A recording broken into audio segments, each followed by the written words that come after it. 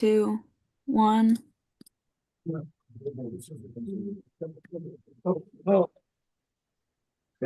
are now live on Channel 8 and YouTube.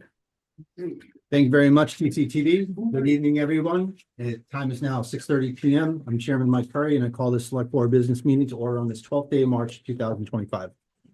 Please stand and join me for the Pledge of Allegiance. I pledge allegiance to the flag of the United States of America and to the republic for which it stands, one nation, under God, indivisible, with liberty and justice for all. Thanks, everyone. All right, I'd like to remind everyone that today's meeting is being broadcast live on TCTV Cable Station 8 and our YouTube web platform. For those who wish to revisit any part of our proceedings, the recording will be available on our YouTube channel. We hope that you subscribe for all their videos. Additionally, the chat area in the YouTube stream is considered the same as if comments are requested in person. They are allowed by the chair and must be by name and address. If any of the audience members are recording this meeting or plan to do so, please notify us prior to starting. Anyone recording? Okay, one. Thank you, sir. Appreciate it. All right, quick roll call. You've got a full board with you this evening. Good to see everybody. Our agenda tonight. Hi, Dennis. Dennis, yay. Planning board. Well, we know planning board's got your quorum. That's great. Our agenda tonight, along with other public documents, is available at templetonma.gov, the official website for town information. Here, you can also subscribe to alerts for all public meetings in the town administrator's weekly report. For immediate updates, including emergency notifications, please enroll in the code red alert system through our website, right on the homepage, or by calling 866-939-0911. This service is vital for staying informed on important and emergency matters.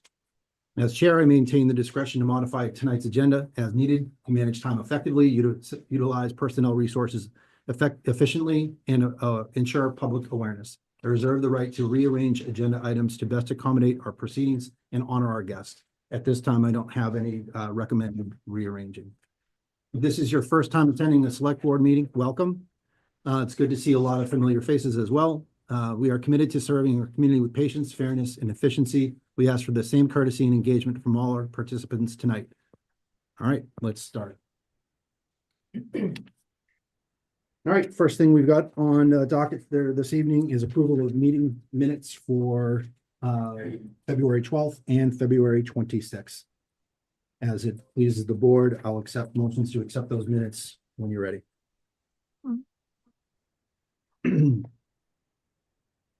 Mr. Chair, Yes.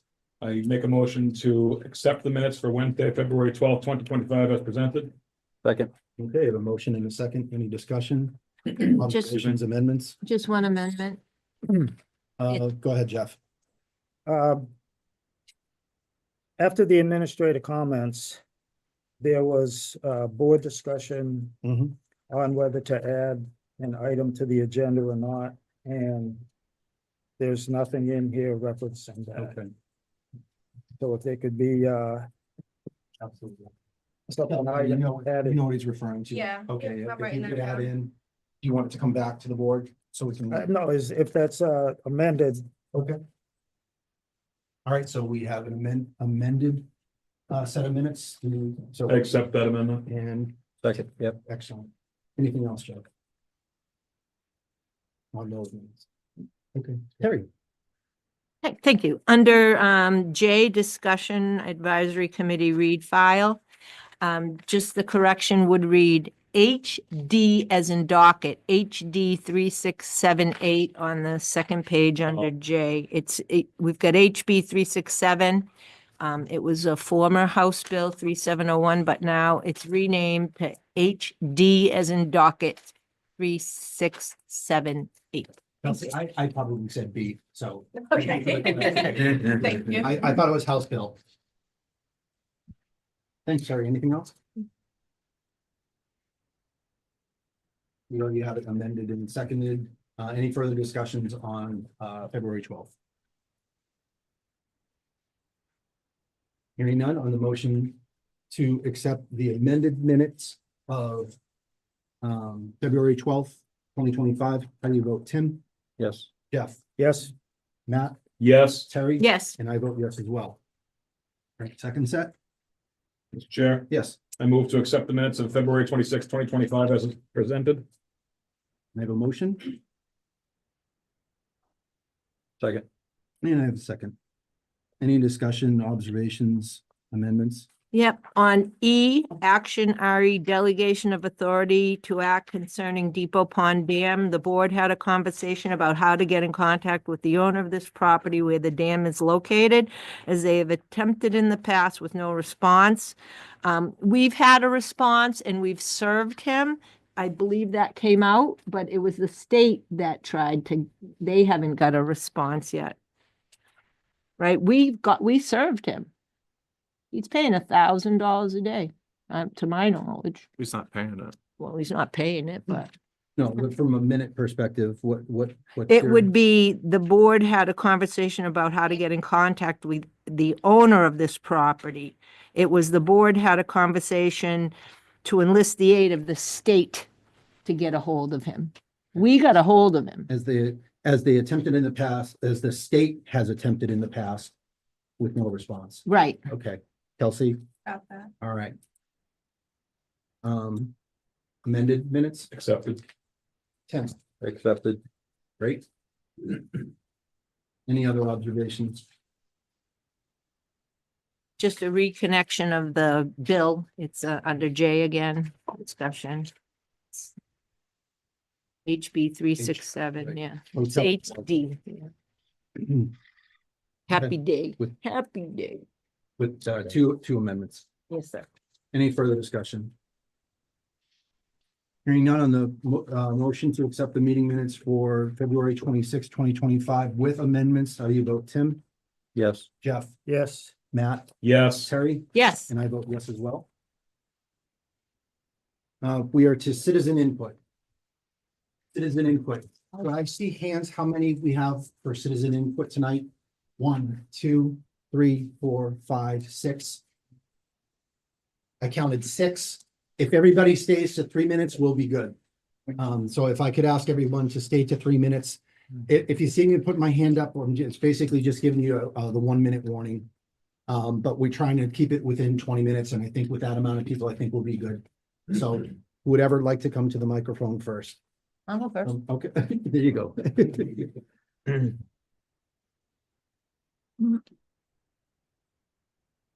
Folks, Are there any other chairs? No. No. Sorry, folks. Good evening, board. Terry Griffiths, 12 Dory Lane. Templeton Community Against Toxic Waste continues to meet every other Sunday from 1 to 2:30 at the First Church of Templeton on the Common. The current focus is CIA, CIB, citizens petitions. All are welcome.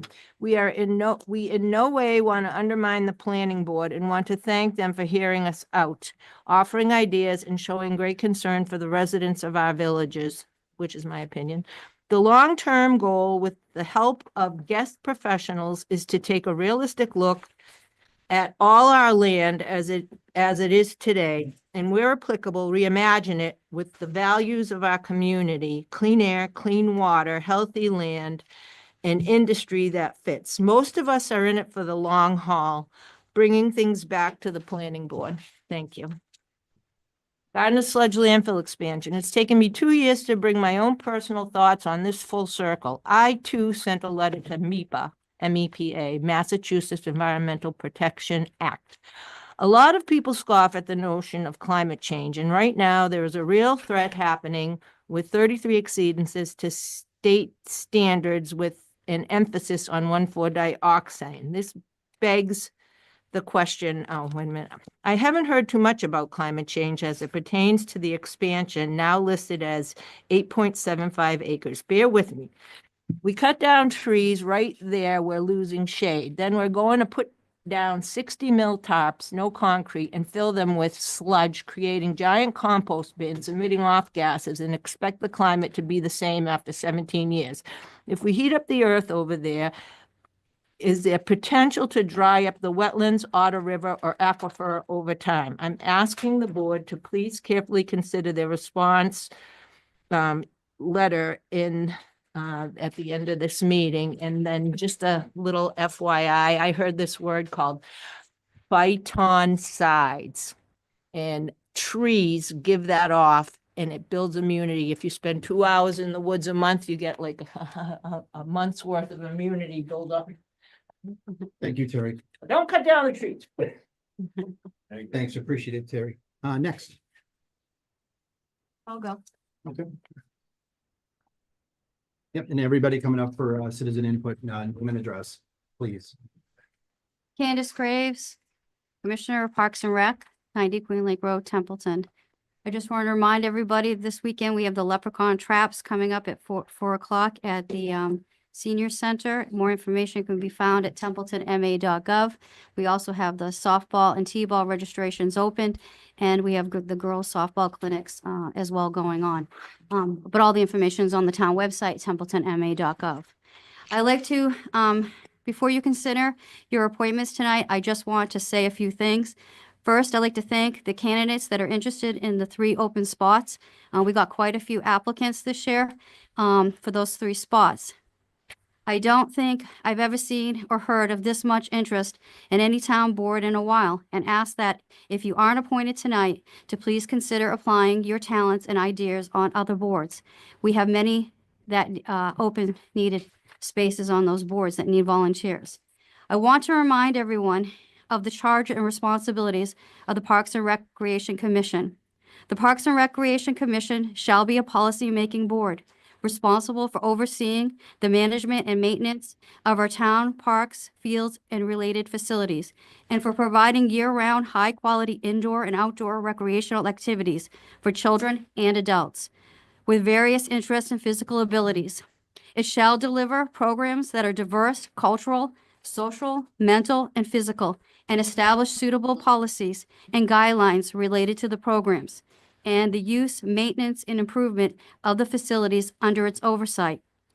That charge comes from the will of the Templeton voters at Templeton meeting, signed into special law from the state. I ask that you keep that charge in mind as you review the candidates tonight, to inform all future commissioners of their obligations to the public through open meeting law and conflict of interest laws, and to ask the select board, if I could, to give my input when you get to the agenda item tonight. And I'd like to thank you for your time. Candace. Next, please.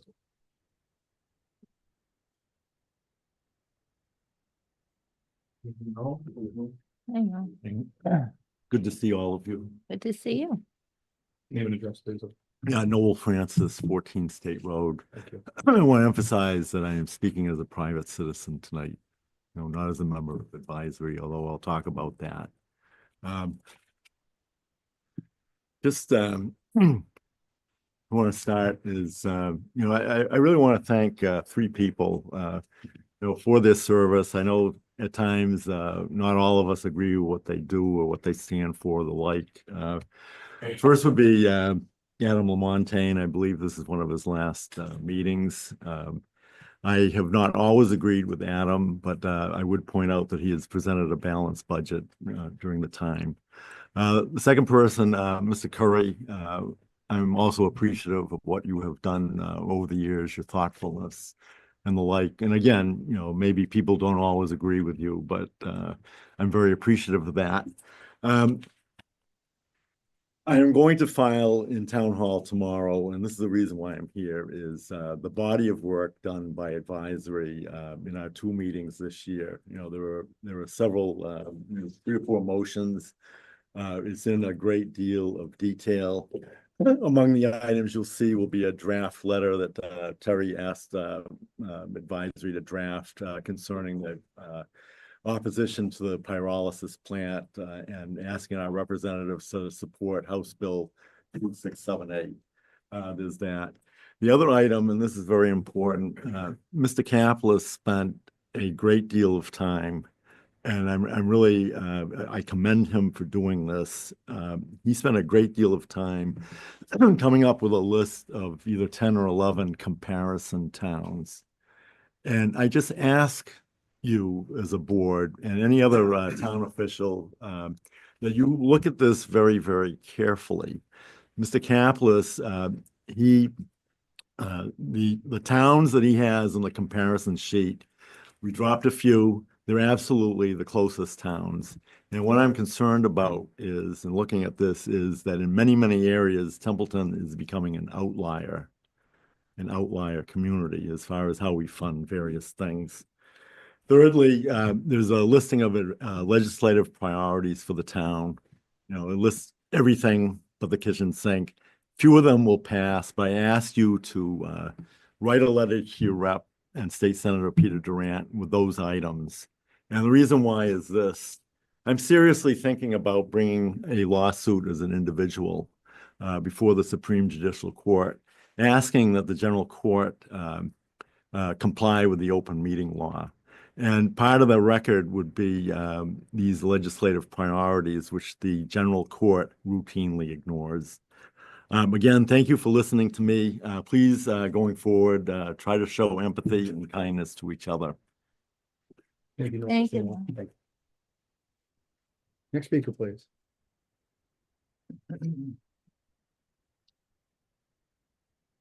Liz. Hey, hello, Liz Toth, Gray Road. I'll try to be really quick. So, past two meetings, Mr. Currie, I'll put it bluntly, your knickers have kind of been in a twist about a few things. And, I've been trying to figure out what on earth is going on. And in reviewing, looking at the resignation letter from, Mr. Lamontagne, and I was able to get a copy of the complaint from the school. And I don't understand the amount of drama that is going on right now around this. So, but in looking at his resignation letter, to be blunt, you're whining. You're whining. Your dates are wrong. You spent $2,600 roughly. It's in your contract. When you signed the contract, you agreed to it. You agreed to certain things in that contract. The contract that Mr. Currie worked with you on was, in my opinion, very one-sided for doing very much in favor of Mr. Lamontagne. I didn't think it properly protected the town. So having said that, Mr. Lamontagne has decided to resign. Got it. He's complaining about the fact that he had an unfair evaluation process. It's the same evaluation process that he's had for 3-4 years. The only difference is the numbers are going down. So I don't understand, right? He said that the board is using the upcoming hearing in the middle of budget season as a weapon against me, so I can't fully perform my duties. This is a board of 5, not a board of 1.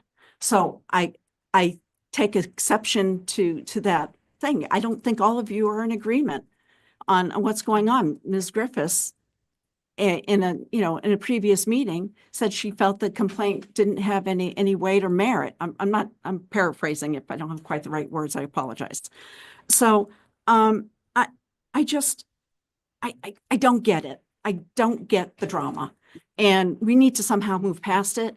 The problem with the school is an ongoing problem. The budgeting, it's not clear, it's not open.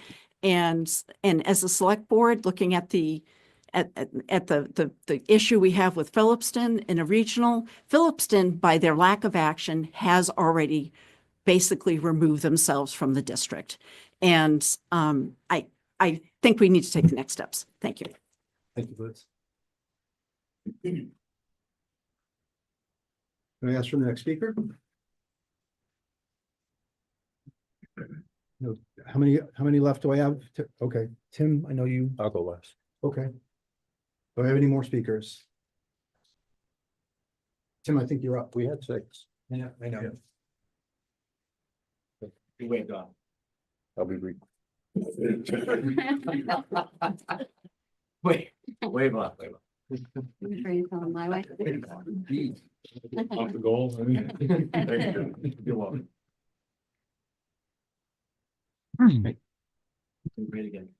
Templeton, Gray Road, speaking as a private citizen. In the last 4 days, I've had a couple of emails come in, one addressed, well, actually both of them addressed to the select board email address, but I took exception to both. And these were coming through from the press areas. Adam Bass from Mass Live, and if I pronounce this name wrong, I'm going to apologize. Werner Pogel, Gardner Magazine, Web Tech Online. I refused and declined to acknowledge both. They were touching on HR-related issues. I was not going to get into the drama. Part of this, I believe, was stemming from a lot of what was being spread erroneously through a number of media outlets. And in my mind, it was just snowballing and taking across what was already being broadcast across social media errantly. This has got to stop. It really has got to stop. It's unprofessional. That's all I have.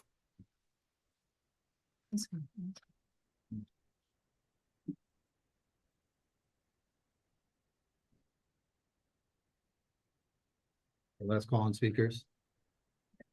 I just real quick want to, You gotta come up, please. Julie Richard Orchard Lane, I just want to say that I 100% agree with Tim Toth on those comments. Thank you, Julia. All right. Yes, I think we are moving on.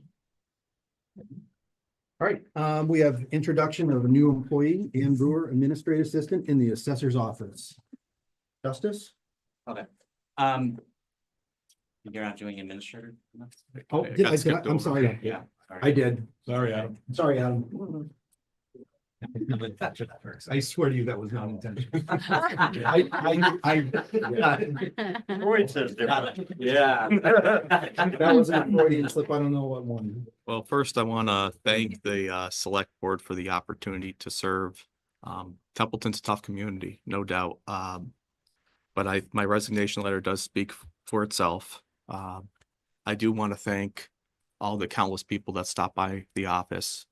And we have a lot of good residents in the community, good town employees, and a lot of people that volunteer on boards, commissions. And I really appreciate the kind feedback that I received from all of them. It was a difficult decision, but it was a decision I thought was for the best. And I just want to thank the community. This truly was a great experience, and all these memories I'll remember. So thank you all for the opportunity. Appreciate it. Thank you, Justice, for the save. Appreciate it, Alan. Okay, we're gonna move on to the introduction of new employees. Ann Brewer. Okay. Yep. Hello, I'm Justice Graves, Deputy Assessor for the Templeton Board of Assessors. I'd like to introduce our Administrative Assistant, Ann Brewer. Hi. Hi, Ann. Hello.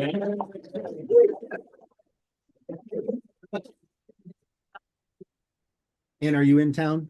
No, I'm in Winchton. Winchton. Yeah. We'll forgive you. Welcome to the team. Thank you. Welcome to the team. Thank you. Any other board comments or welcome? Welcome. Welcome. Thank you Thank for coming. We look forward to seeing what you can do. Thanks, Justice. Thank you. Okay, we're gonna move on to appointments. For our first appointment this evening, I've got Kurt Martetti, Chair of the Planning Board. If you'd like to call your board. I need to make sure I have, do we have a quorum here? You did, Lauren. Charles in the back. So we got. Okay, Dennis is online. Yep. so I guess I have to just, I'll make a motion to, adjourn open a planning board meeting. Just by show of hands, I guess. Me, Charlie, Mike, oh, wait, is Dennis still on? Yeah. Yes, I am. Again, Dennis, we can see it. Okay, thank you. All right. Okay, all in favor of that motion? Yes? Yes. All right. All right, the reason why we're here, in joint with, the select board is that we have a vacancy on the planning board, and we had a gentleman from town who's actually relatively new to town, Mr. Steve Anderson, who, expressed interest in, getting on the board and kind of getting involved with town, which is awesome, for us, you know, especially coming to town and want to jump right in. I feel that's a good asset for the board. So we need to, of course, you guys do the appointments. We can't, so, he would be filling, yeah, he'd be filling a, unexpired term, which I don't know how long that is for. Do we know how much longer is left on that term? Goes to the end of the year, end of the fiscal year. According to what, Annual according to what election. I say, according to what I see here, it's annual town, it's a term expiring at the annual town meeting on May 19th, 2025. Yeah. Okay, so he's gonna sit in and hopefully he can rerun or do a write-in. Yep. Whatever he has to do. So I guess we need the select board's vote. Mr. Chair, Yes. I move to appoint Stephen Anderson to the planning board to a term expiring at the annual town meeting on May 19th, 2025. Second, All right, I have a motion and a second. Any discussion? Steve, if you're watching, thank you very much. He's in- Oh, right there. That'd be him. I was expecting like a 5 minute prior, whoever we start, like, so sorry for missing you. Thank you for stepping up. Absolutely. Do you want to say anything or? No, just I'm excited for the opportunity, so Okay. thank you. Hopefully we can make it go longer than that. Great. Steve? And Lori, do we need to take a vote as well, the board? You'll be voting with the select. I'll hold the vote and we'll record it. Okay, we have a motion and a second. Any further discussion? yeah, I like balancing conflicting inputs from diverse stakeholders. I thought that was attractive. And I want to know what Scrum and WGU and NESCOM. Scrum's awesome. So SA is Scrum Alliance. They're just a governing body that gives appointments for training around agile software development. So I have my background's in IT as well as business. So I have a bachelor's of science in communications and a master's in business administration from Western Governors. Thank you. Beautiful. I appreciate it. Appreciate your time. Any further discussion? All right, I'll take a roll call vote. I'll do my board first and then you do your roll call. On the motion to appoint Stephen Anderson to the term mentioned at to the end of the till town meeting. The planning board, how do you vote? Tim? Yes. Jeff? Yes. Matt? Yes. Carrie? Yes. I am a yes. Kurt, go ahead. I'll do a roll call. So Dennis? Yes. Yes. Mike? Yes. Mike, say, oh, you gonna be Charlie? Yes. And any more? Nope, just you. And myself, yes. All right, So it's unanimous. it's unanimous. Thank you. Congratulations. Go ahead, you can go ahead and adjourn yours. Yeah, okay, motion to adjourn ours meeting. Okay, all in favor? Yes. All right, thank you very much. Appreciate all of you. It's not useful running the meeting from. That's Yeah, okay, yes. All right, moving on with appointments. The next group of appointments that we have is for Parks and Recreation Commission. Is there anyone who had put in a community form here? Well, I see Bill Gunnis. It's online. Yeah, Ken's in the audience. Ken, Ken is in the audience. Okay. Ken McClure. Kenneth McClure. Jim's not here. Jim Brio, he's not here. Okay, the board did get, a couple of rescissions before this meeting, so Catherine Buell and Amanda LaFallon have, withdrew their community interest form. We have 3 vacancies, and that leaves, Seven. Jim Brio, Kenneth McClure, Jamie Coolidge, although I would say Jamie, I would recommend Jamie Coolidge if we hang on to hers for a moment, because she put her as primary for the zoning and also for recreation, so after we do recreation, I'd like to consider Jamie for zoning. We have William and Susan Gunnis. Bill, are you and Sue related, married? It's actually just me. Okay, so not Susan. Actually, that solves it right Yeah. there, I think. Right. 1, 2, 3. It's only one money. So out of the removing the rescissions, I have Bill Gunnis, who's with us, Kenneth McClure, and Jessica Smith. And Jim Brio. Jim Brio. Jim Brio. Jessica has added 15 years coaching cheerleading. Hands at 9 years as a PTO as an officer. I know Jim Brio. He didn't list any experiences on his sheet, but I also know he's a very busy man. I believe he's still the national vice. He is. Right, so bandwidth wise, if we were to fill the 3 slots, No. Can I say a few words? though? in a moment, Because, yeah, because one of them is about Jim and his intentions. well, I just look, Okay. wait, let me finish. So I would make a recommendation that for the 3 slots that we have available, that we would appoint Kenneth McClure, Bill Gunnis, and Jessica Smith.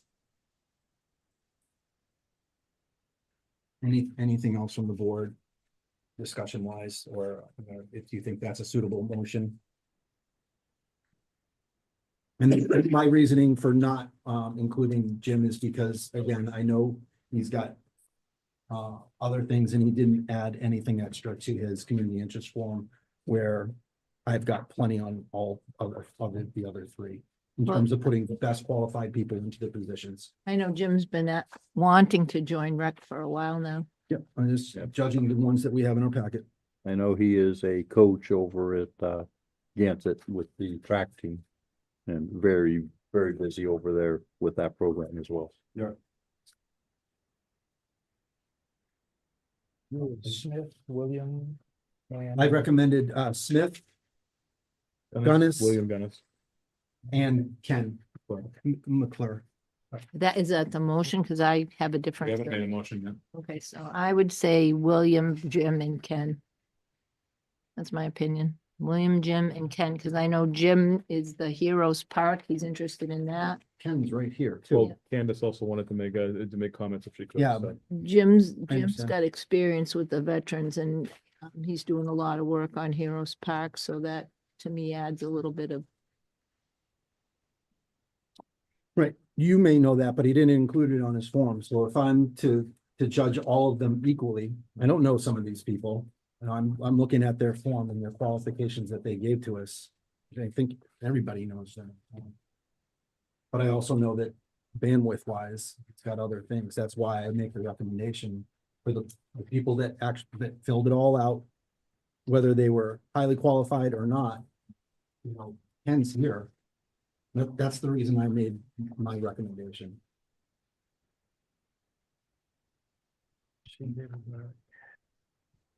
And it, you know, for full transparency, it sounded like if we went with that, then you might not need to come up and talk. No, I need to talk about Jim, Okay, but if we're not going to consider him, but Jim wants to be considered. Jim asked me, and Jim had asked the commissioners to come on our board. In progress. What is that? I'm gonna make a motion to appoint. Well, Jim's working on the Heroes Park project with the commissioners currently. Hang on. There we go. I make a motion to appoint Kenneth McClure, William Gunnis, and Jessica Smith to the Parks and Recreation Commission to a term expiring on June 30th, 2025. Second. I don't understand this. You said I could talk. I just made a motion. Oh, okay. Point of I order, got confused. Mr. Chair, Yep. the chairman should not enter a motion. The chairman would be a tiebreaker on a motion according to Robert's rules. But, Our policy policies and says that- procedures. Says that I can do that. okay, I mean. So that's the motion that I made. I'm sorry, was it second? It was by Mr. Jeff Bennett. second, yep. Any further discussion? Or any discussion?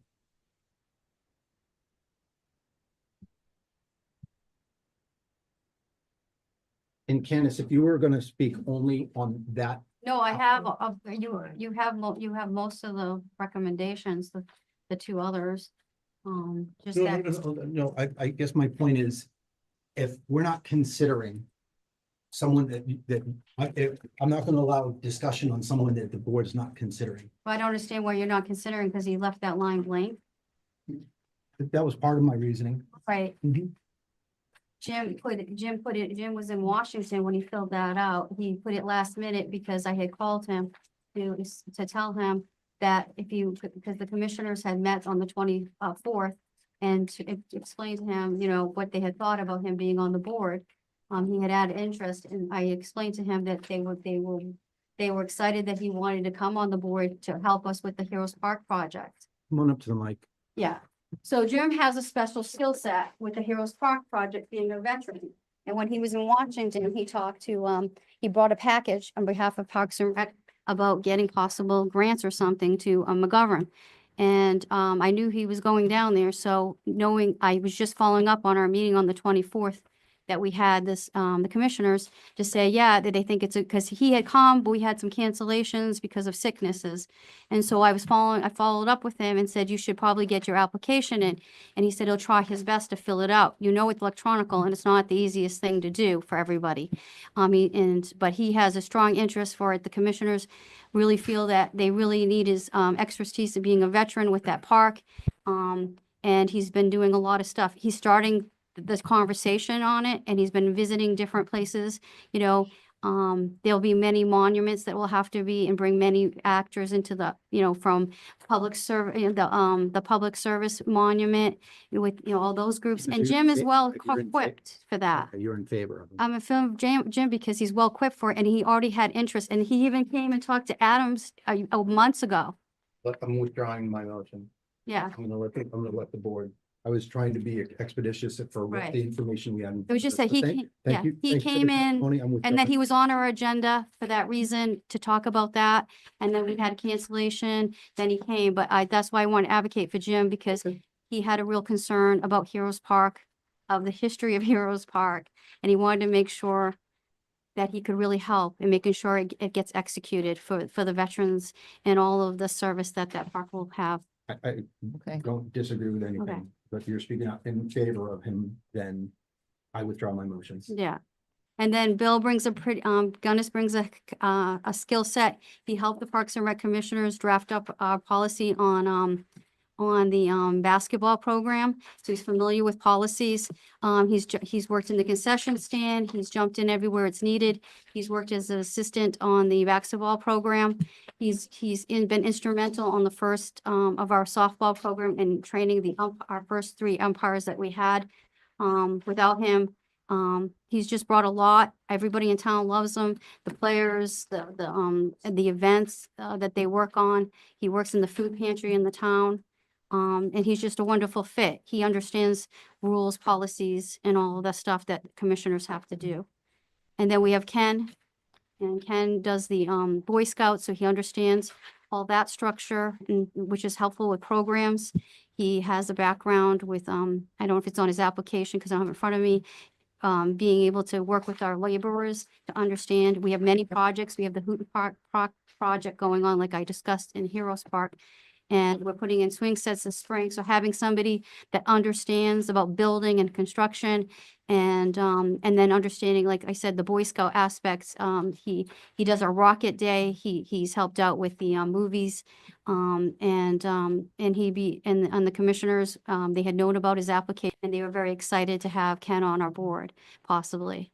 When they had heard that he was putting in, but he was another candidate. Both of those candidates, Bill and Sue, had been talking to us for a while, but we just they do a lot of volunteering. So, being on a committee is a lot of work. And the same thing with Ken, people have asked us about it. So it's just a matter of timing when people put things in and how they do what they do, but I talked to them about the gravity of being a park commissioner. It's not just, it's for all ages and you got to take care of the parks and stuff. So, And then what you let off with, you've got, it's seldom that you have too many. yeah, it's seldom that we have too many, but like I said, these 3 bring a skill set that the commissioners can really use. And right now I am doing some of those skill sets personally, Mhm. and some of them are not in my wheelhouse. So I could really use some help. and Jessica and Hunter and Derek, you know, we could really use the help with these specialties that they bring. And like I said, the applications, I know people, when they fill them out, they have a hard time and they don't understand that they Night, kind Kirk. of need to list everything, but they're active. They're currently, those three are currently active for the commission. So I would like to have active people that are actively helping us Okay. as volunteers. So, Mr. Chairman, Yep. I make a motion to add Kenneth McClure, Jim Brio, and William Gunnis to the Recreation Commission. I don't have the term for a term, For a term expiring June 30th, 2025. for a term expiring June 20th, 2025. 30th. June 30th, 2025. There you go. So they'd have to write to Holly to be I have a reappointed. motion. Well, they've already put their, So this is the appointment. yeah. this is the Yeah, but appointment. June 30th is what, 2 months? You have a motion? Yes, they do. Is there a second? Second. Thank you, Tim. Motion and second. Any further discussion? Thank you very much for that, Dennis. Appreciate it. Hearing nothing further. On the motion to appoint William Gunnis, Kenneth McClure, and Jim Brio to the Parks and Recreation Commission to a term ending in expiring on June 30th, 2025. How would you vote? Tim? Yes. Jeff? Yes. Matt? I abstain. Terry? Yes. And I vote yes as well. Congrats to everyone. You. All right, we're not done yet. We've got Board of Registrars reappointment, and then we have a zoning, so that's good too. Okay, I have a memo from Carol Harris, asked the board to reappoint Sheila Tallman. She here? Not seen her. To reappoint Sheila Tallman to the Board of Registrars with a term ending April 1st, 2028. Mr. Chair, Yes, I move to reappoint Sheila Tallman to the Board of Registrars with a term ending April 1st, 2028. Second. thanks, Tim. I have a motion and a second. Any discussion? This is a reappointment. Hearing none on the motion to reappoint Sheila Tallman to the Board of Registrars, term ending April 1st, 2028. How do you vote, Tim? Yes. Jeff? Yes. Matt? Yes. Terry? Yes. And I vote yes as well. Congrats, Sheila. And finally, it wasn't on our agenda. But it's a community interest form. Do we just want to put it for the next meeting I would. to be Think so. safe? Okay, I so would. we do have a community interest form for Jamie Coolidge for zoning, rec, and open space. So if we could consider that for our next meeting, that would be great. I'll email her and confirm that she Okay. doesn't want to do it too. Thank you. Thank you. All right. Excuse me. We are up to our FY 2024 Green Communities Annual Report, MRPC. Good evening. Thank you, Mr. Chair. I'm gonna need. Please make sure you identify Yes. yourself as well. Okay, so I'm gonna try and join the meeting. My name is Karen Chapman. I'm from the Montechusett Regional Planning Commission. I'm the Planning and Development Director. And I'm gonna need sharing. They're very good. I'm sure they'll get you up and You running. have sharing permissions. Thank you. Thank you, TCTV. So MRPC has been doing Templeton's Green Communities tasks since they were designated in 2019. Why is this not letting me open my power? Take your time.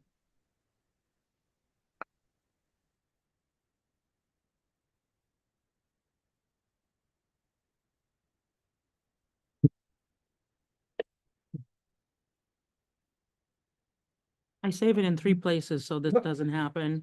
It works. No pressure, right? Yeah. No pressure. Who in the room can react the fastest, just because it's, the presentation is in our packet. All we would need to do is. I'll take it from here. Are you Ooh, starting IT. at the file or the sharing? Planning board on the move. No, I just couldn't get the presentation. up. Oh, okay. No, I'm fine. Thank you very much. Thanks, Steve. Here we go. Looks like. All right, hard work. Hey, bingo. There. Ooh. I'll All get all part of the these plan, other things folks. out of here.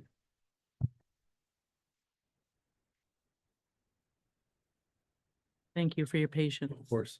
You're not gonna be able to see things very well. Maximize it. There you go. Now we're in business. We do have it in our book as well. Okay, well, I was worried about the people. Oh, it's, I don't care about it's you. giant on their Thank screen. People have a 75-inch. I've heard that today.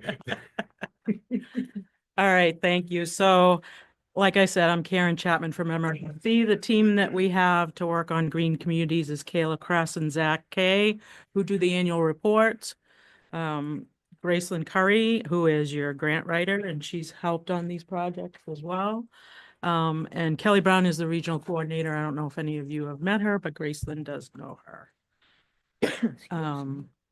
So the point of the annual report every year is to make sure that you're following the 5 criteria of green communities. The first one is to have zoning that allows renewable energy or R&D for renewable energy or manufacturing for renewable. So you do have manufacturing facilities allowed in your industrial district. So you qualify for that. And then criteria 2 says that if you have that zoning, that it has to be a quick permit. And so under 12 months is the criteria, and your site plan review allows that. Criteria 3 is the big one. So when we applied for a designation for you, we had to put together an energy reduction plan, which said how you were going to reduce your energy usage by 20%. And so that was submitted as part of your designation application. They approved your designation and gave you a grant to start projects, which you are in the midst of now. So this chart shows you your baseline year was FY19. And it's currently FY24. That's the most recent annual report. So you can see this number here, 7 point, can't click on it. 7.4 in the bottom right-hand corner. You've decreased 7.4% already since FY19. So you can see all of the municipal buildings are categorized into the building category, and they have reduced by 14%. Open spaces like fields or playing fields or parks or the common or whatever, and you don't use any power there apparently. Street and traffic lights are down 20%. Vehicle, which is gasoline and diesel, doesn't count trailers or anything like that, only vehicles that, and it doesn't use like your Caterpillar or whatever, it wouldn't count that. Only the vehicles like the plows and all of that highway equipment, that the plows, the pickup trucks, the police. And then water sewer is down 2%. So overall, you're doing fairly well. So that's good news. I got to get this thing out of the way. All right. So this chart shows it in another form where this is your total emissions. And so the red line is the buildings. So it shows that your emissions went up and is going back down. For the vehicles, it shows it, you know, pretty much up and down. Water and sewer up and then down a little. So, you know, it depends. A lot of this depends on the weather, obviously. So you'll go up and down depending, you know, we have a mild winter. You're not going to use as much heating, or if not as hot a summer. But it seems like we can't predict anything right now. So, so this is capturing the buildings in town and what energy conservation measures have been done already. And when I say energy conservation measures, it's like weatherization or replacing a boiler or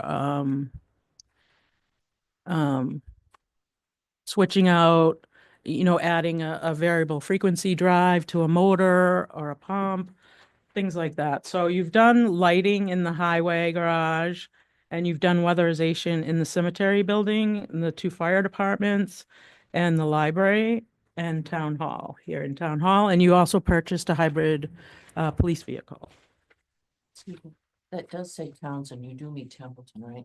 I do. Where does it say? Oh, yeah. Templeton? Right. At the top. Banner. Thank you, Gail. The banner.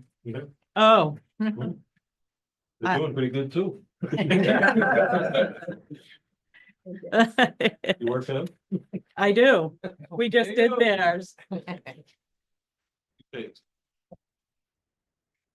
The date is not copy and pasted. Thank you. I blame Zach for that. He did all of these. Hey. So these show each building, so you can see the up and down of each building. And one of the things that Templeton could do, obviously, is to get rid of oil. I don't know if that's possible, if you want to change to propane. I don't know where natural gas is in the area. None. That's what I figured. That's why you still have oil. So this shows you which buildings to focus on, and this is the greatest energy use. So the police station is number 1, public safety admin on School Street is number 2, fire station number 2, highway garage, and then emergency management, which I believe is with the fire station. The scale in Next kilowatts. door. This is MMBTU. MMBTU, okay. So they take all of the usages like gasoline, diesel, heating oil, electricity, natural gas, and they convert them into MMBTU so you can compare all of the usages. Great. And now it's not going forward.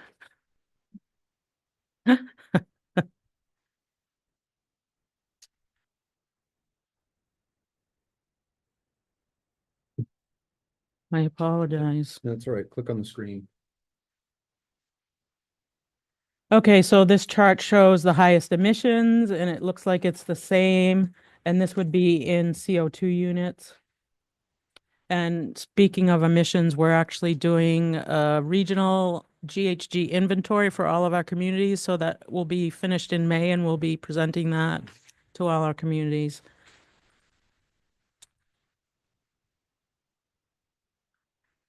This is the highest energy use intensity, so this calculation takes into account the square footage of the building so that you can compare buildings to buildings. So public safety admin on School Street, emergency management, and library are highest in this category. So it's saying that the library is smaller, but it's using a lot more energy than something that's bigger.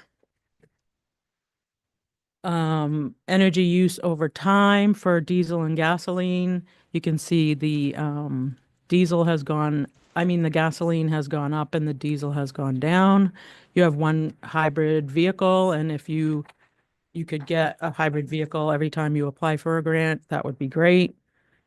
They're going to be changing the vehicle policy where police vehicles won't be exempt anymore. Right now, the exempt vehicles are police cruisers, and any vehicle over 8,500 pounds are exempt from this vehicle policy. They're changing that for FY '26 so that police vehicles will be included. Criterion 5 is the stretch code compliance. This one in the middle that says stretch code IEC 2021.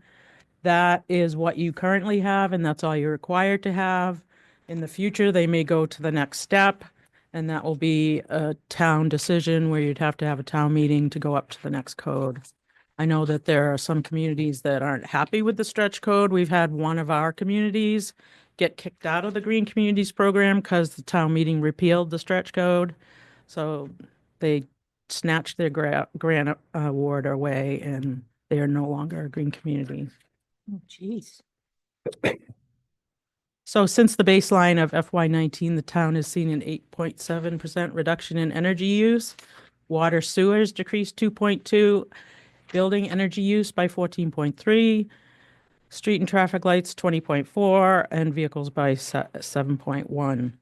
And this chart shows all of the energy types that you use over the years.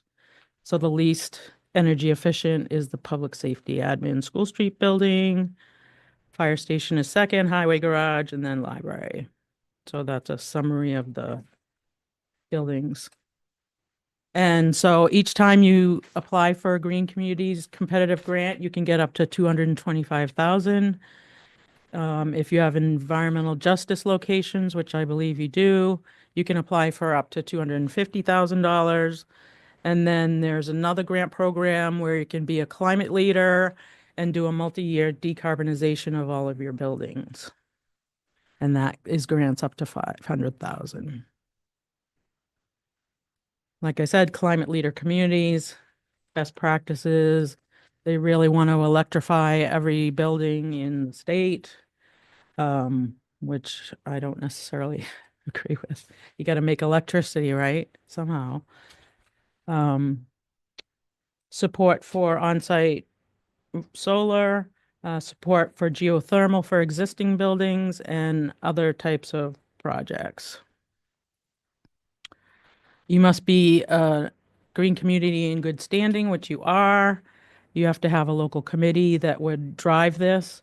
You'd have to commit to decarbonization by 2050, which, yeah. And you would have to accept the ZEV first vehicle policy, where if you were to buy new vehicles, it would be an electric vehicle. And then, like I said, adopt the specialized stretch code. And then you would have to get recertified every 3 years. So contacts, Joanne Bissetta, Mark Rabinski are the director and deputy director. Our Templeton's regional coordinators, Kelly Brown, she's in the bottom left corner. She works with Graceland and I, and that's it. Yeah, any questions? I know I went through that quick and a lot of it is, It's good. I'm glad that we had it as a read ahead, because it was a lot. Yeah. I mean, I could go on and on. I could go on to the data tables and show you all that, but you have a big agenda. Is there, any questions for Karen or Grace? Do you want to add anything in? No, Karen did a great job. We're finishing out our current grant. I think we have about 50,000 left that we'll spend on weatherization projects at the emergency management building and senior center. The difficult part about Templeton is because you have a muni, you don't get incentives for electrical work. And so you have to go out to bid for every single project. Whereas another community that doesn't have a muni, they don't need to go out to bid up to $100,000. So it's much easier for them to just do the projects. Glenn? I'm here. This is Karen Shaw. He saw me and he came to fire me. No, she's the last one on that list. Nobody on it at all. I have a question. That's rough. Hi, Karen. How are you? Good, how are you? Fine, thank you. So are we due to reapply in 2028? So whenever you finish the grant, we'll do a final report and then you're eligible to apply for the next competitive round. They have them in, they're due in April and October. Oh, every year. So 2 times. Graceland will let us know when we're Yep. finished and And as then soon it's as up to we're that done that board. using all the funds, you have to submit a final report within 60 days of that. So it'll move quickly and if we can get it done this summer, we can apply in the fall. And then I was just a little confused because our police station showed a high electric use. So is that good? No. That's not good, but yet you want everything to turn over to They electric. want to electrify everything, but they want it to be efficient electric. Is it the new mini splits like that? Yes. Okay. They would love to put heat pumps in everything. And they will only allow heat and AC, which is kind of good. Mm, They won't give grant money for just heat or just AC. okay. And if you replace your boilers, you have to have weatherized the building. So that's why we started with the weatherization projects. Makes sense. so that the buildings would, the envelopes would be tight, and then you could replace they'll give you money to replace the Or board. the next round, so to speak. Yeah. Makes sense. Thanks, Barry. Any other questions for Karen? Thank you for your presentation. Thank you. Appreciate it. Very much. Nice job. Thank you.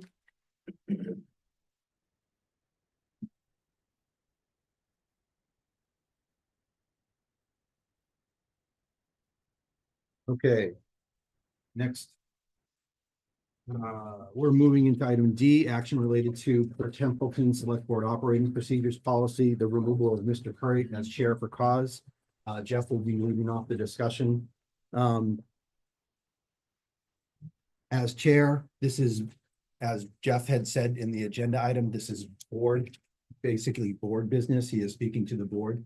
So public comment, I'm not accepting any public comment about this. The board is the ones who are doing the business on this. So Jeff. Thank you. I don't do this lightly. And it is procedural. And my concerns are cumulative over a period of time. Myself and the chair came on the board at the same time in 2019. I was off for 1 year. I came back a year ago. And as I noted, our policy allows for this. The chair, the vice chair, the clerk, or a member appointed as a liaison from a board to any other entity may be removed from such position with or without cause by a 4/5 vote of the board. I would just note that in our policy, under section 2, quorum and voting, a quorum of the board is 3 members unless a specific vote count is required by statute or contract. Decision shall be made by a majority vote of those voting. So my first concern is with our policy. This is a policy, it's not a statute, and it's not a contract. So you could have a town administrator contract and it takes 4 members of the board, of a 5-member board, to fire him.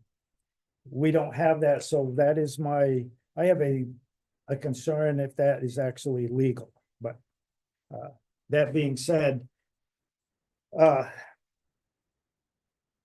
my concern and my consideration for this is the conduct of the chair at several town meetings where he has yelled and lost his temper.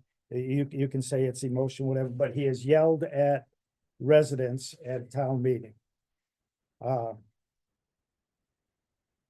One resident said, stood up and said, "What you don't know, Mr. Currie could fill a book." I've been chairs and vice chairs of the select board at different times. I've been chair, vice chair of the advisory committee. I've been to many town meetings when the public, they yell at you, they talk at you, you sit here and you just, okay. You don't have to respond. You don't have to say anything. You just, okay, well, that's your opinion. That's your opinion. Because when you yell back at the residents who elect us to work for them, in my view, it brings discredit to the individual, to the position they hold, and the board as a whole. And again, this is cumulative. There is one resident present here tonight at several town meetings. The chair and him have gone back and forth and got in shouting matches. December 5th special town meeting, the moderator said, "Hey, enough. Then there is actions at a board meeting. In my view, from where I sit, telling a board member, you can't do that. No, we're not you can't say that, we're not talking about that, this or that. And if that person as selectman was not such a nice individual, and in my opinion, is the conscience of this board, they might have had something to say about that, and we would have had a go-round at a meeting. And again, in our policies, it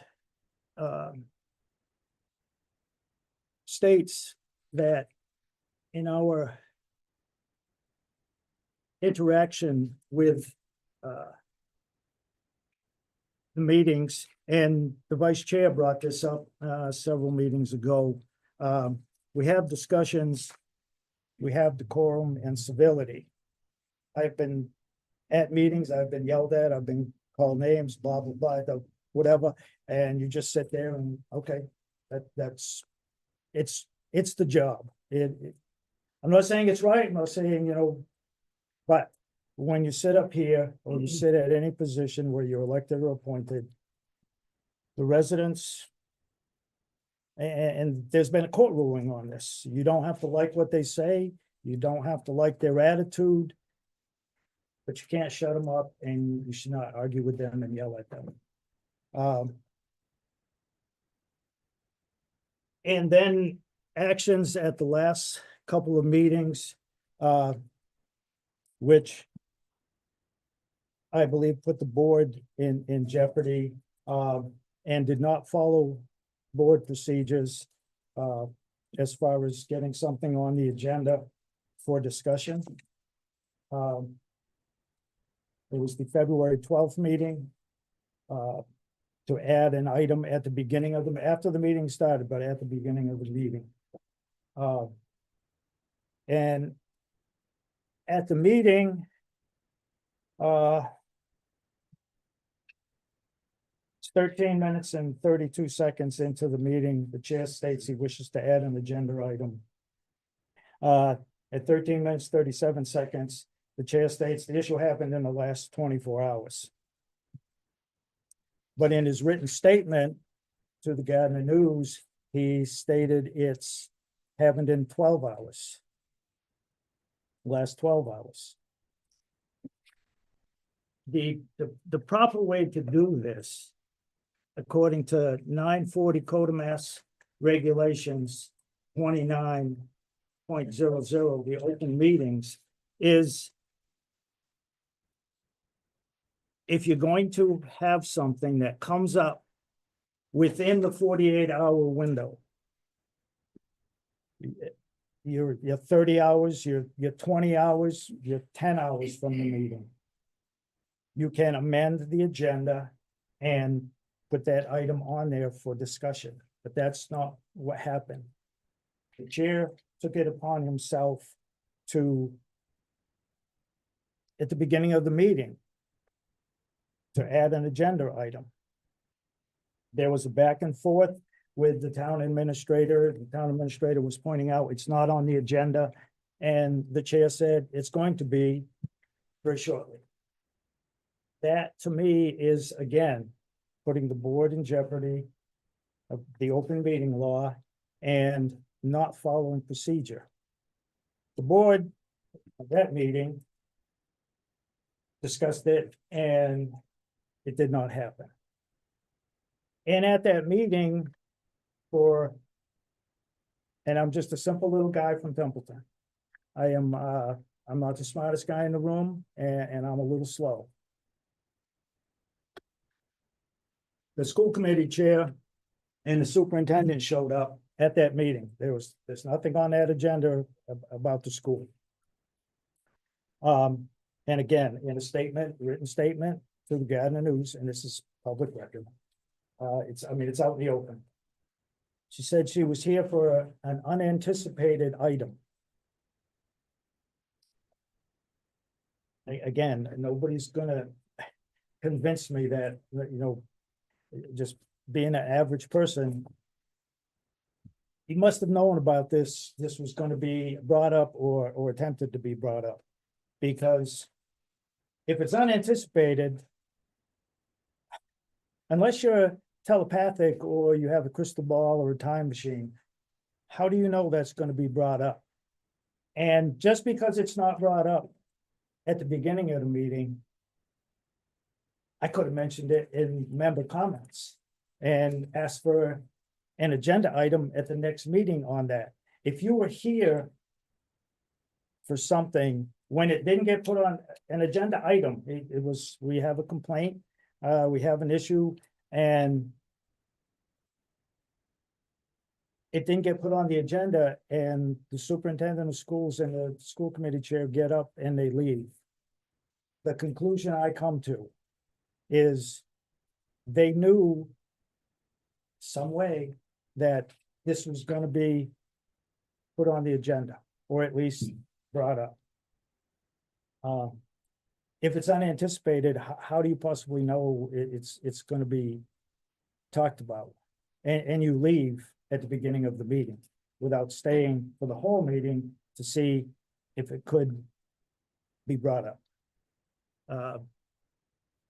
The next issue I have is the February 26th meeting, where on the posted agenda, there was an executive session posted to talk about the character, reputation, et cetera, of the town administrator. At that meeting, when we got to that item, the chair again went off script and said, due to legal advice, we have to have an evidentiary hearing to follow the town administrator's contract. So, and he said the posting, public posting is in error. On Monday, February 25th, the town, the chair of the board sent an email to the board, CC'd the town administrator and his attorney, that we were going to have an executive session. And it was going to be town administrator to discuss a complaint in an evidentiary hearing. That was on Monday. That's then 48 hours outside, you know, of it. So if we meant to put that on the agenda and the what was posted was in error, again, if you're doing your due diligence, you're looking at the agenda. You sent that email out, you look at the agenda, you don't do it at the end of the meeting and try to change gears. Again, the open meeting law allows time to amend the agenda before the meeting, but that's not what was done. And again, it's cumulative and it's procedural, and it, excuse me, it involves the open meeting law. How the board is viewed, not only by the public, but if we do these things haphazardly with one contracted employee, how will the other employees look at that action? It also comes under, to me, the heading of accountability to ourselves, to the board as a whole, who there's two former selectmen here that were on just not too long ago. So it's not who sits here, but it is the board. And then it is the town employees, the townspeople. How do they look at the board and how do we handle things? And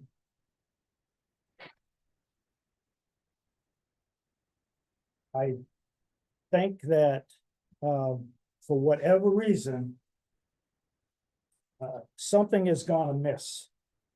And again, I didn't do this lightly, and, the timing is everything. It's February, election is May. Well, why don't you just wait?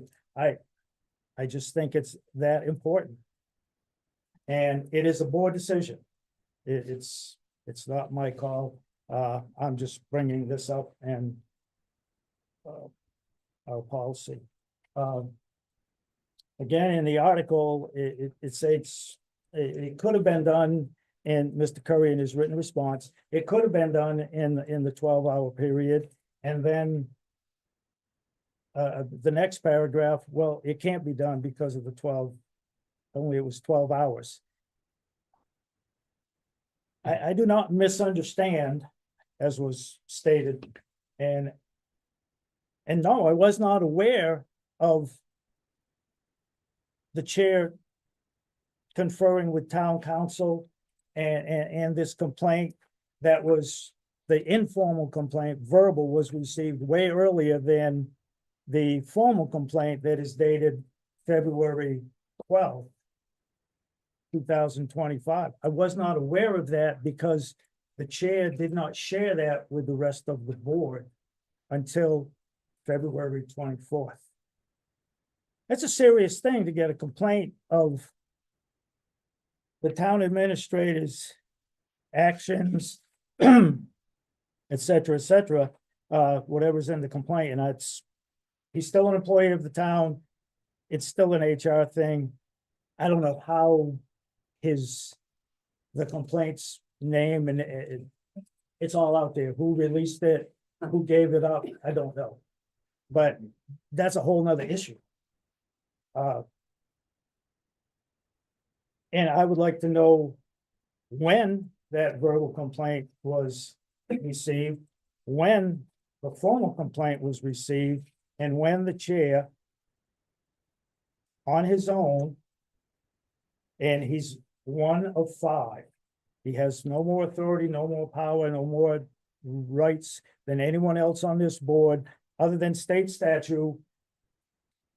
He keeps the board organized. You don't speak without, and this goes to any board, you don't speak without relief of the chair. He's responsible for the agenda, the meeting posting, and all of those technical things. We have a policy that says the administrator will put the agenda together and everything, but by state statute, it is the ultimately responsibility of the chair. But the chair is making decisions that should be the board's. The town administrator's contract, section 14, item 1, the board decides if there is evidentiary for cause.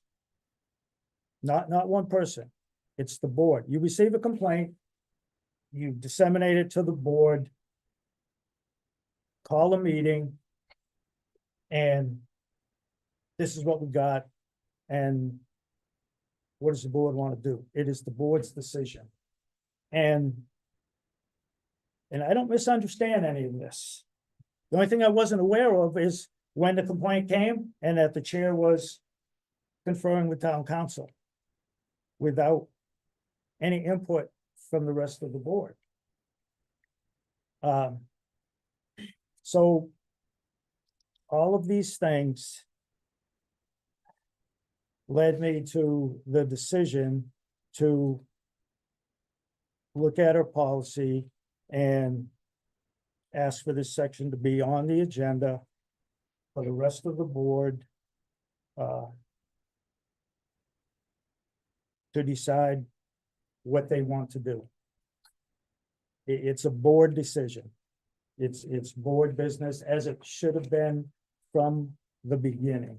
As soon as, I don't know, you get phone calls about this issue, that was, I believe it started with the working group, which was posted on a TCTV Community Television Facebook page on March 11th at 6 p.m. We had a meeting at 6:30 on February 12th. So February 11th is posted. You get a bunch of phone calls, as the chair stated. at the February 12th meeting, gotta make sure I don't say March. Mhm. And the chair even stated that the town administrator was in his right to call that working group and do his job as a chief financial officer of the town. Now, his responses and all the stuff that and was mentioned by a resident, okay, that's, that's a whole nother ball of wax. But again, that complaint involving an employee with a contract with a stated outline of how things are supposed to go. And they didn't go that way because the chair took it upon himself to act on behalf of the board. And nothing to do with the board, but the chair and I went way back to 2007. When I decided I wanted to go play in the military again, he was my first commanding officer for a year. So again, this isn't personal, this is procedural, and it's according to our policy. And it's why I requested this to be on the agenda, and again, it's, the decision is up to the board. If they think there's enough here, if they want to do it. The only real question I have is if, if 3 people say yes and 2 say no, for example, or 3 say yes and 1, the 4/5 thing is there, but again, on a different page of our policy, it says it's a simple majority because it's not a contract and it's not a statute. I hate doing stuff like this, but it's, I looked at everything cumulatively and again, you hear accountability, and I'm concerned about other town employees with employment contracts and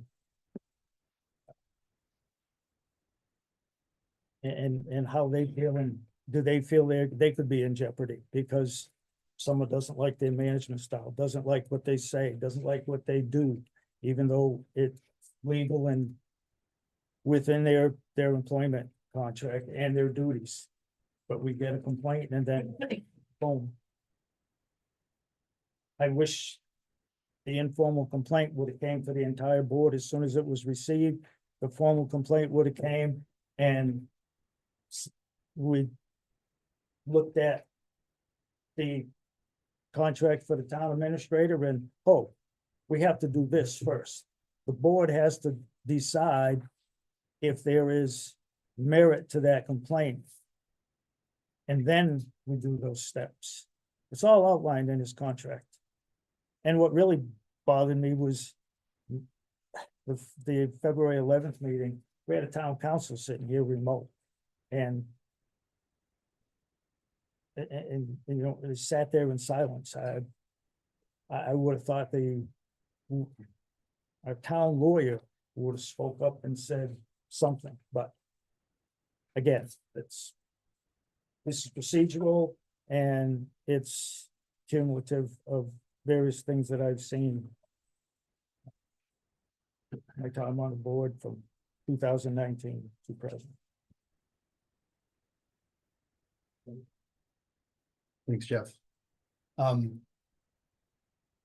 With the board's permission, I would like to be able to rebut the Jeff's points.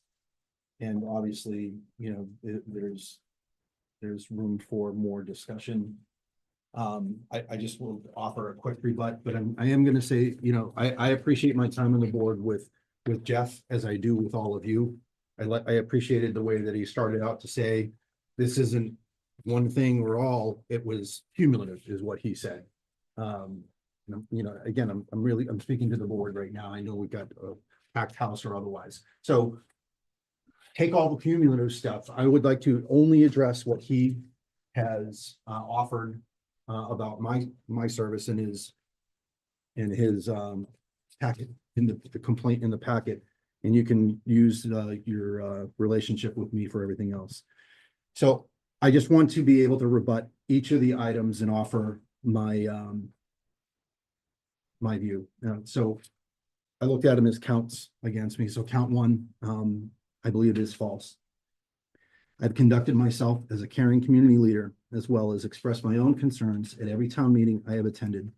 Mr. Bennett's allegation is only cherry picking a recent interaction at a special town meeting this past December with a frequent commenter that attends most town meetings. My attempts to correct the residents' misdirection resulted in a more tense exchange than is normal for our town meetings.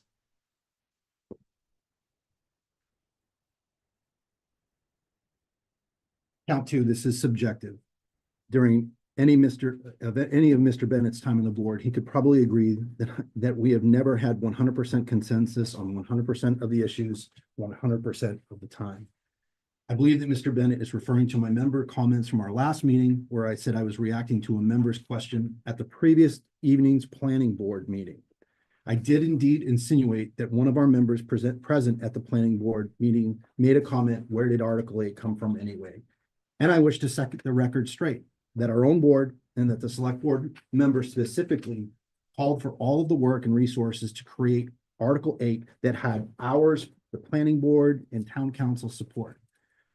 Not realizing this fact is exactly what caused the confusion and resentment from certain community members when attempting to see our work through. Our board and staff work hard to ensure that town meeting articles are ready for action, not for rework. I don't consider this belittling or talking down, but merely reminding us of our work and taking responsibility, accountability even, Jeff, for our actions. But much like Mr. Bennett demonstrates during his board member comments, it's really holding ourselves accountable. Count three, I believe this is also false. In my time as chair, I have had no small list of agenda challenges between determining when times are prepared for discussion and adhering to open meeting law. When needed, I consult the TA or town council on whether items should be on and in what order. It is not a perfect science, and we have had to adjust in the past, but not in the last two board meetings, which leads me to my job as chair. I solely have the responsibility to, quote, maintain order in the meeting room. Within Massachusetts open meeting law, it states, no person shall address a meeting of public body without permission of the chair, and all persons shall, at the request of the chair, be silent. No person shall disrupt the proceedings of a meeting of a public body, and after, you know the rest. Many have told me that I am too nice as I allow extended times during citizen input. And I think that, Jeff, you might have enjoyed that personally yourself, the extended times, and allow public comment on virtually any agenda item that the board discusses, you know, whether it's a failing or a strength. Where I draw the line and sometimes need to raise my voice or the gavel is when participants become disruptive or combative. Furthermore, I always seek to address outbursts with the lowest form of correction needed. In the case Mr. Bennett is referring to in what's in your packet, I answered the questions of the TA, and when it turned to outbursts of accusation, I asked the TA to not continue and repeated the word enough twice, not shut up as alleged. I just would not do that. Words have meaning, and I was not disrespectful to the TA in regaining decorum. And count four, this is also false. My uncoordinated attempts to discuss a viral social media post had nothing to do with any of the complaints received. None. Mr. Bennett should review the video and would himself confirm that I did want to address the social media post, but made no reference of a complaint. The appearance of the school committee and superintendent were a coincidence by my view, and likely were present to see if anyone would discuss the viral post that occurred roughly 24 hours. I get it confused between 24 and 12. 24 hours prior, and had in fact sent a formal complaint to me earlier that day. Ultimately, the NRSD representatives left with no discussion. I had already been working with town council on the best and most efficient way to address not only the written complaint sent on the 12th, but a verbal complaint concerning the same content about a week earlier. In no way was I ready to discuss, announce, or deal with the complaint, nor did I have a council endorsed plan. Those events are not at issue here, but rather that I had coordinated this perceived attack by wanting to discuss the TCTV post about a working group that would investigate leaving the district. As I have mentioned, the post was inflammatory as there was no warning and clearly not shared to the board prior to Tuesday evening. This shared document, referred to as leaked by the TA, did cause phone calls from residents, the superintendent, the school committee chair, and our state representative. Mr. Bennett is drawing conclusions from an ordinary person's perspective, but fails to take into account the viral post and the fallout that the NRSD representatives dealt with the following day. I again state, I wish to discuss the post in the working group, but the board gave consensus that they did not want to talk about that issue at the time. And based on the following week's holiday schedule, it was Tuesday, Wednesday, Thursday, the vice chair and I worked to build the conditions the board needed to decide to consider the complaint and sent to the TA and the board on Monday, the 24th of February. For these reasons, I do not submit to Mr. Bennett's request to step down as chairman. My actions were lawful, within my authority, and aligned with board policies, and consulted legal counsel on handling sensitive matters. That's the conclusion of my statement.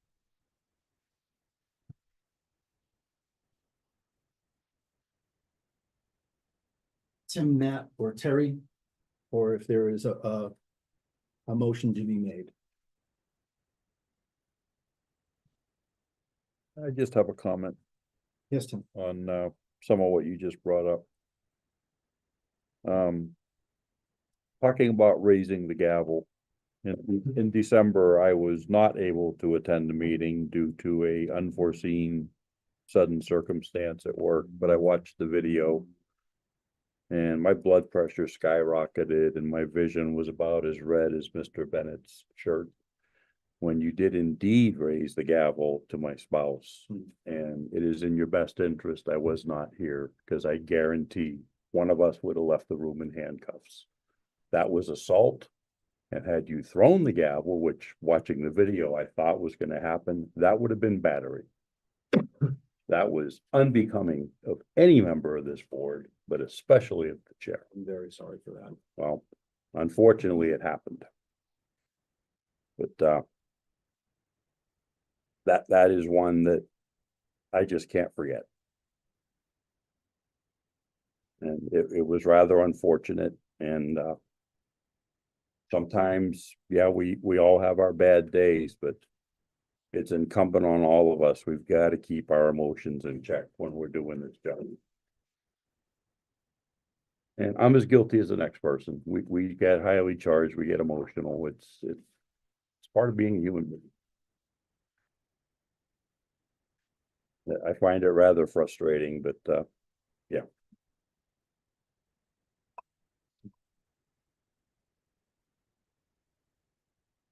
With a heavy heart, but I did get a call from a resident who read the agenda, and they pointed out to me, it's a new resident, and they pointed out to me how disturbing they find not just your behavior, but other municipal committee member chairman's responses to the public. So, and they reminded me of certain incidences that bothered them, and it wasn't even necessarily toward them, but to other residents that they felt it was unjust. I did get a response from a town employee that said that it's a precedent, and a lot of them feel like they haven't been heard for a long time and they're discouraged. That's all I'm going to add to it.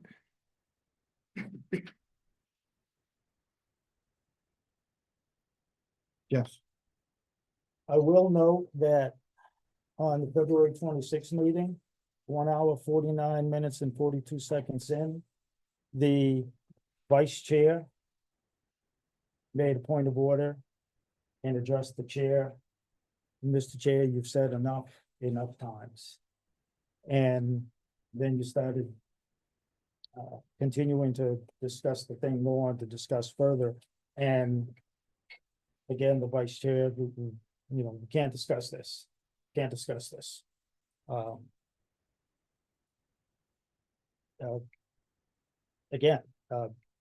was a procedural thing, and it's been cumulative, and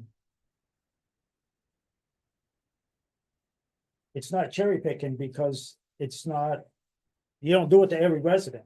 If you yell at 3 residents, well, okay, resident A, B, and C is who you yelled at and lost temper with.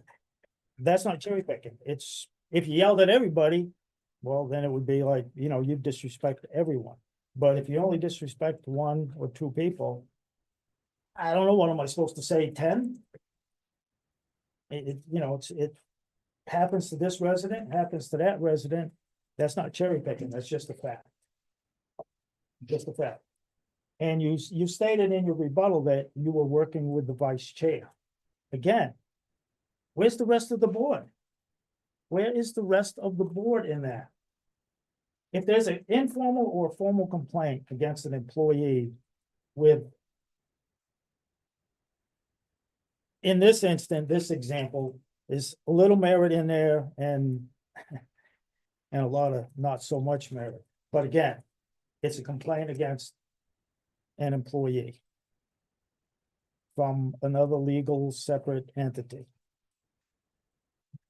Yes, the kids go to that school district and everything, but it is a legal separate entity from the town. The town administrator is an employee. He's works for the Board of Selectmen. Enough. The vice chair had to calm me down a bit.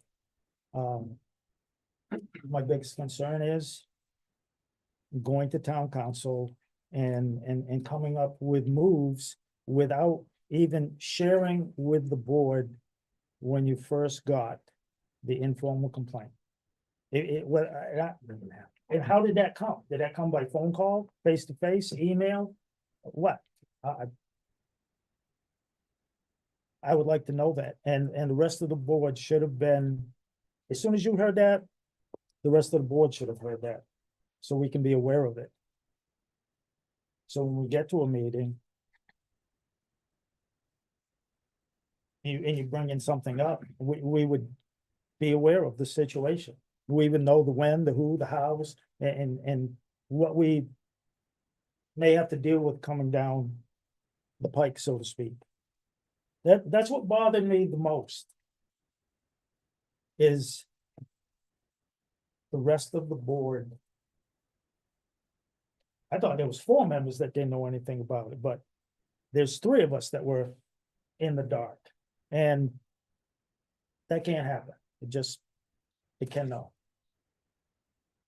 Because if we're going to deal with employees that we appoint and give employment agreements, a contract, whatever you want to call them, they should know and have confidence that if somebody files them or complains about them to the board, the entire board knows, and the entire board is in on the approach from when you first step off until the end. It's because now it's like the next employee, who, you know, who's gonna go off on them? What's it just, that really bothered me, and that's why I went looking through the policy and then I started thinking back about, you know, this town meeting where, you know, yes, Jeff, how do you You want know, to close so- out? How do you want to close out the discussion?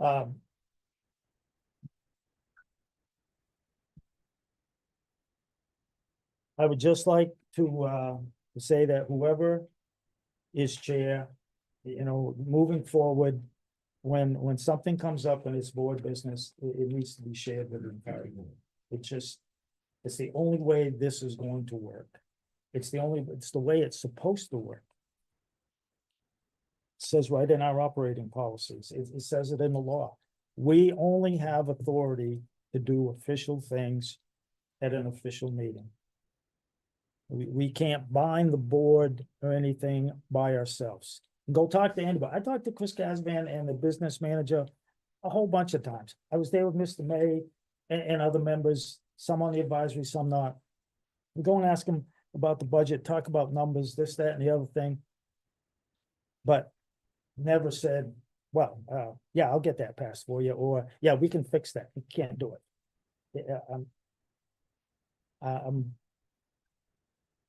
it just upset me that you did not share this with the rest of the board from the get-go. We not even be talking about this. It might not even be in radio, newspaper, Mass Live, wherever. If the board would have been in on it from the get-go, as we should. And I'm disappointed in you, because like I said, I've known you a long time. You were my first commanding officer. And it just, maybe that's part that bothered me the most, but it just, there's a procedure, there's a way to go about it, and I used it. And that's what I expect the fellow board members to do. We put this policy, this policy was put in place. Not for nothing, the first written board operating procedures I put in front of the board back in 2011. They've been changed and all everything over the thing, but we have a policy for a reason. And we should all use it and follow it. So we're all on equal footing, because that's how the thing's supposed to work. And if I didn't care about it, I wouldn't have did this, because this is not fun. And I don't like doing this. But I'd rather come to meetings, discussion, vote on stuff, do business, and okay, but, and no, we're not all going to agree. We've never always agreed, not on any board or committee I've ever been on. Like, rarely has everything that come in front of us, everybody's agreed on. But when something as serious as this comes forward, the whole board has to be in on it, right from the first note, the email, smoke signal, I don't care how it comes. Somebody gets something, we need to do it, the whole board. So. That's all I have, Mr. Chair. Thank you. Board ready to move to the next agenda item. Right, we'll move on to the next agenda item. But before that, I do thank the board for not subjecting me to a vote. You're right, Jeff. It's hard, and I care about this board too, and I do want to do right by it. I formally resigned as the chair of the select board, and I'm giving the gavel to the vice chair. And I'm making the recommendation that you put reorganization of the board on the next available business meetings. Thank you, Mr. Currie. Per the select board policies.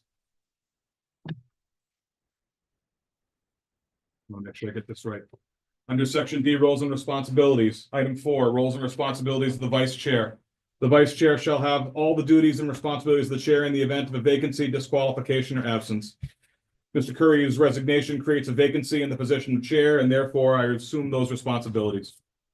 Mr. Town Administrator, Mr. and Ms. Assistant Town Administrator, please, for the next regular business meeting on the 26th of March, schedule reorganization of the board.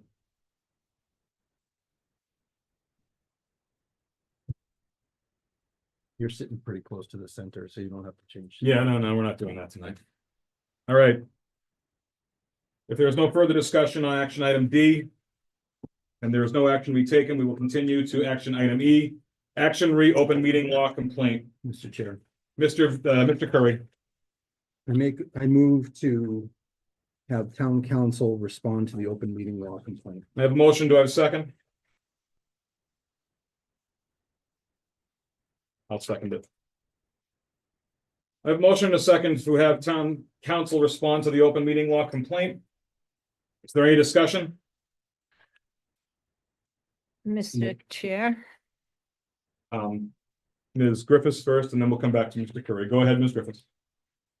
I disagree. The action taken is all board members take remedial open meeting law training provided by Mass Attorney General. I think that's a great thing, and I don't think we need to rebut it. I think we just need to let it go through and do what was asked, and I already did. Well, we have a motion and a second on the floor, so we will have to complete that. We have to complete the closure of that motion and second. Thank you. Mr. Currie, go ahead. I would agree with Terry. I would absolutely comply with that, but I believe that we have a duty to respond to it, so I would continue the most appropriate response mechanism, because it's from a board member about the board. I would like to have as much legal eyes on it as we can. So to answer it, but at the same time, I think that the board should definitely consider everything that Terry just said. Is there any other items of discussion before we take a vote on this motion? Yes. Go ahead, Mr. Toth. I don't feel there's a need to incur additional legal expenses. The board can answer this complaint. And although I understand the intent, and I will unwillingly complete open meeting law training again, and I will enter for the record, I find it to be kind of disheartening when our legislator violates the open meeting law and has rewritten it to exclude themselves on a number of occasions, which actually deflates the whole purpose of said open meeting law. And I will go on record for that. But again, I just don't see having to incur legal expenses when this is something the board can answer.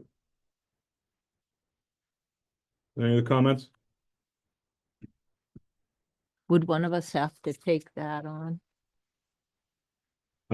If we were to, let's answer the first motion first. Okay. Okay, and then we can Second, determine okay. that after the fact, please. Is there any other discussion on the motion to refer the open meeting law complaint to town council for their response? Hearing none on the motion, I go to roll call vote. Mr. Toth? No. I have a no from Mr. Toth. Mr. Bennett? No. No from Mr. Bennett. Ms. Griffiths? No. No from Ms. Griffiths. Mr. Currie? Yes. And yes for Mr. Currie. I vote yes as well. That vote is 2 yes, 3 no. That vote, or that motion fails. Is there any other discussion or action to be taken on this open meeting law complaint?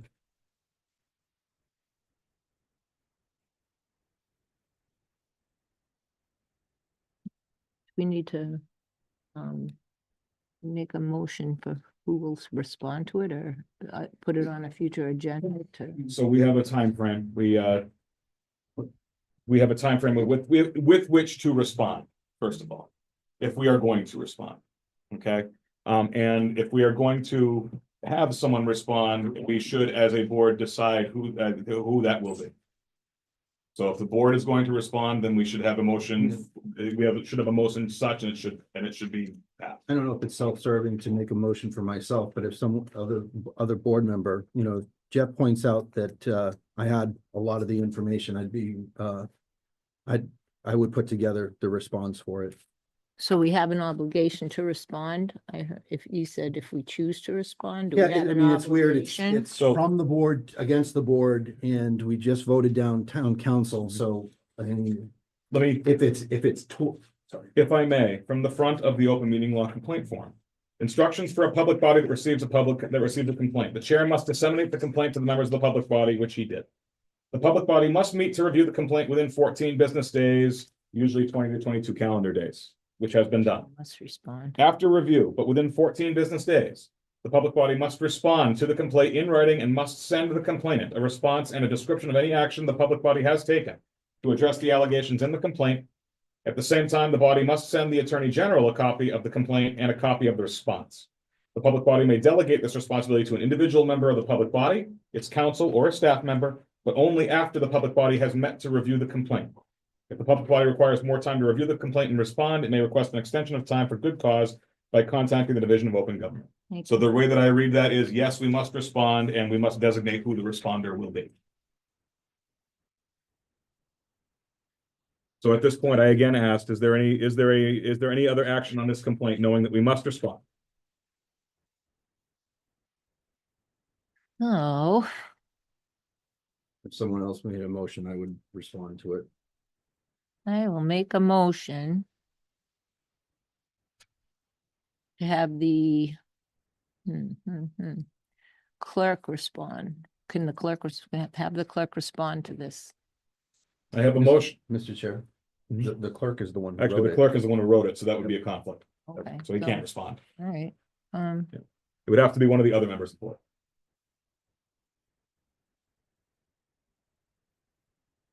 I'll make a motion for Mr. Curry to respond since he offered. I have a motion for Mr. Curry to respond. Do I have a second? I'll second it. Oh, Tim, you beat me to it.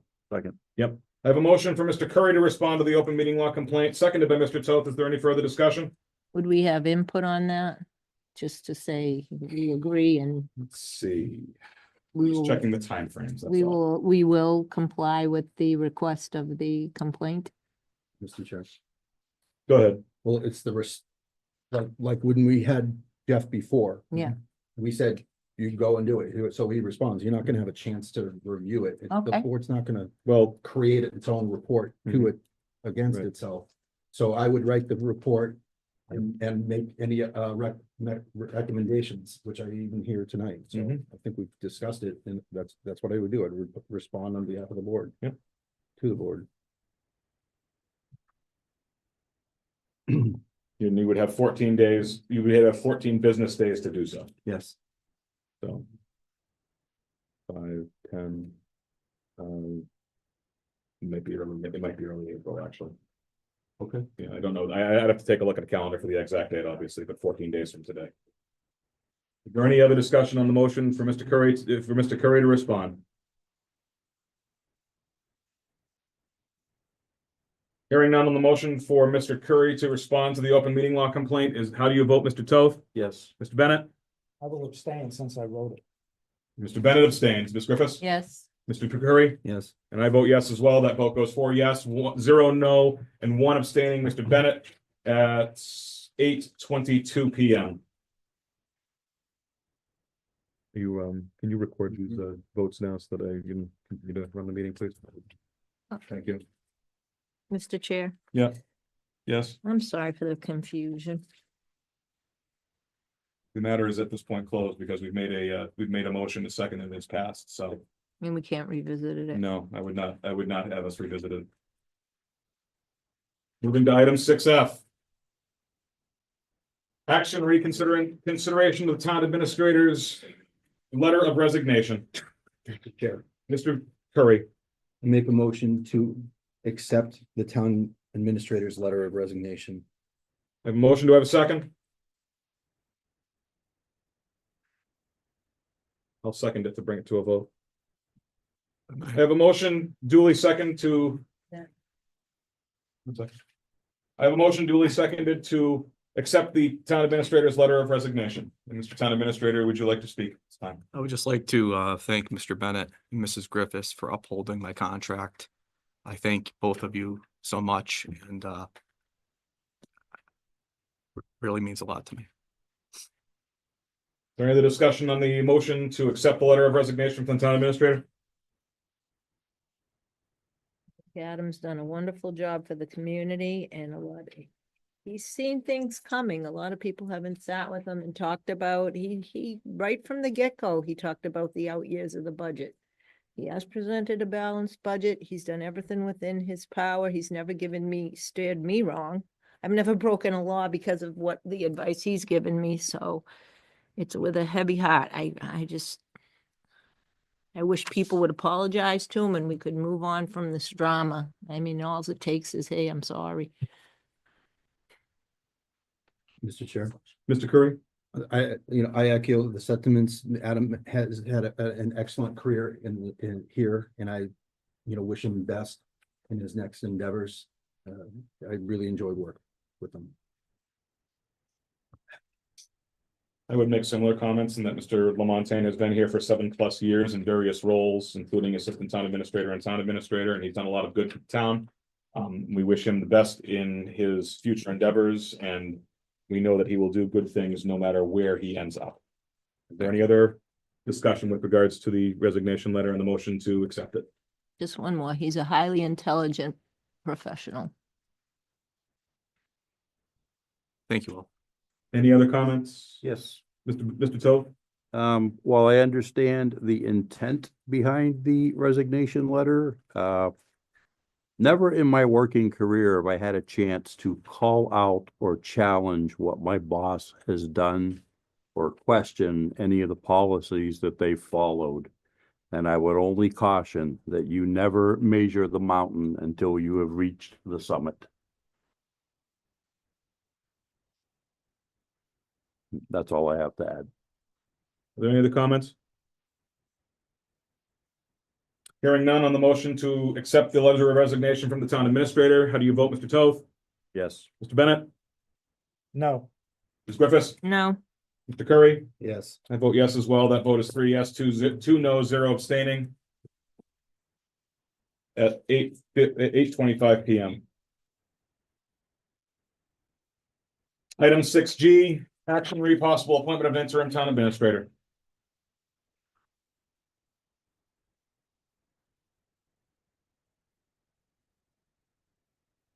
Mr. Chair, Mr. Currie? I move that the Templeton Select Board appoint Holly Young as an interim town administrator effective March 18th, 2025, and ending no later than March 17th, 2026. A decision regarding offering the permanent town administrator position to Holly Young will be made no later than March 17th, 2026, pending a positive performance review by the Select Board. In the event that Mrs. Young is unable to fulfill the duties of interim town administrator for any reason, she shall have the right to revert to her previous position as assistant town administrator. The appointment is made with the following conditions. Compensation: the interim town administrator will be compensated at a rate of $1,710 per week, with no changes to the current suite of employee benefits.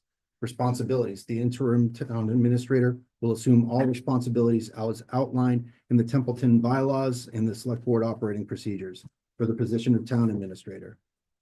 Reporting: the interim town administrator will report directly to the Select Board and provide regular updates on town affairs. I have a motion. Do I have a second? I'll second that to be able to bring it to a vote. I have a motion duly seconded to appoint Holly Young as the interim town administrator effective March 18th, 2025, with the stipulations stated by Mr. Currie in his statement. Is there any discussion on this, on the appointment? What happens if it's a no? It comes to a vote and it's a no. We need somebody. And I think I thought about the police chief. I thought about Melanie, who's got experience, she's got bandwidth because he's also the town accountant somewhere else.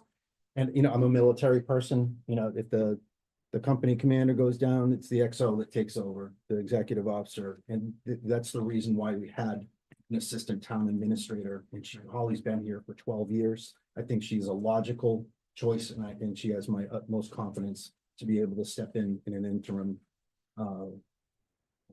interim fashion. And how would the board, can I ask, how would the board feel about a search? Is that a possibility? I'm just brainstorming. Mr. Chair.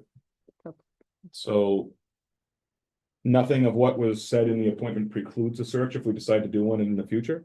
But right now it would just be putting in place the mechanisms for continued operation of the continued successful operation of the town. And then basically we can see where we are at after the course of time.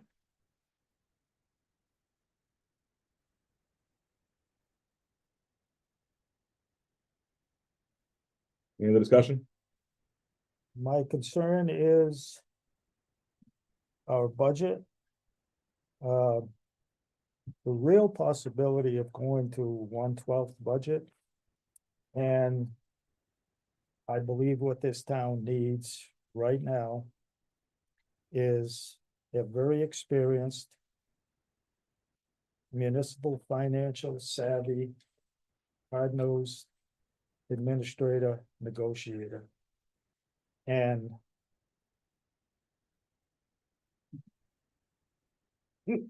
Recommend that we would hire, we would give Holly every resource that we I could. believe, my personal opinion is, and I don't know what his availability is, and I haven't talked with him in a long time.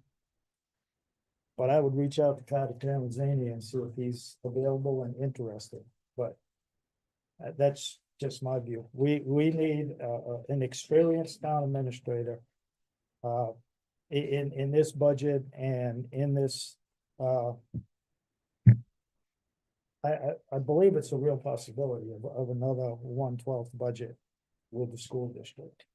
The last one we had was in 19 and it went almost all the way to, December.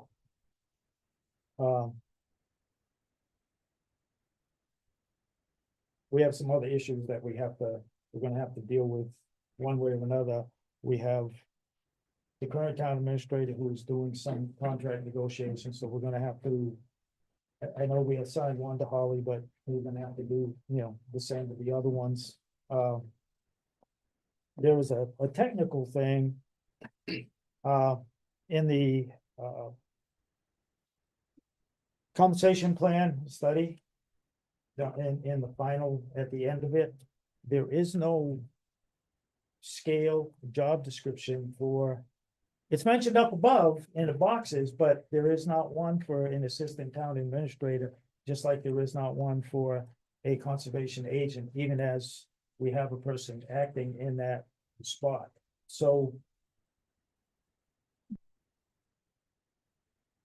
And I understand, we need somebody to fill that seat and carry these duties on, and you're thinking continuity and stuff.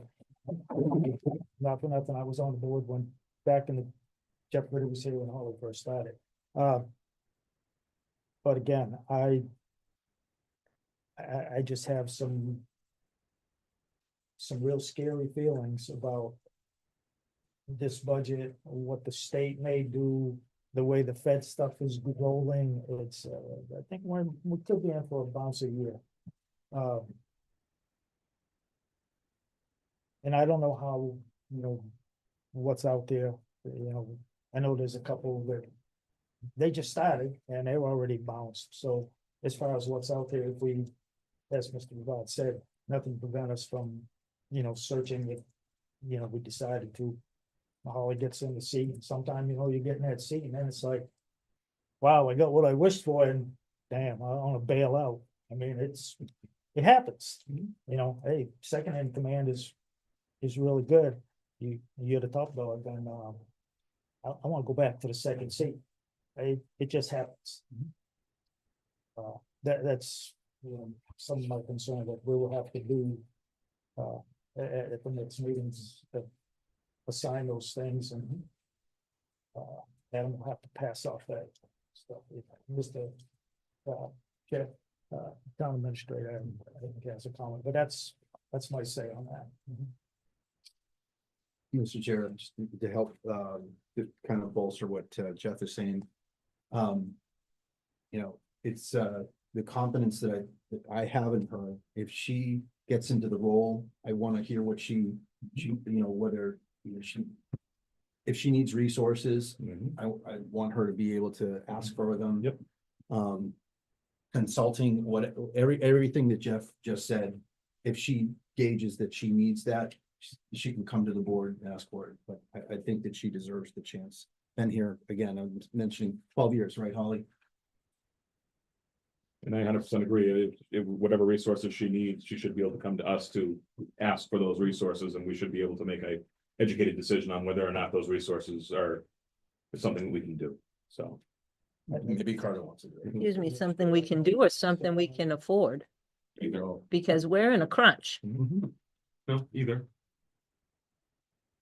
So what is it? Something we do or something we can afford? Yeah. Adam. I suggest to the board for the interim appointment of Holly Young for a month. That way, if Mr. Bennett wants to reach out to Mr. Tarantini, who trained me, I think they're both very good individuals. I think they'll do a fabulous job for the town of Templeton, and I'll be able to provide some assistance to Holly as she takes these duties on for the month. But I think at least appointing her for a month, get us through this, and then the board can proceed in the direction they want. That would be my suggestion, but it's up to the board.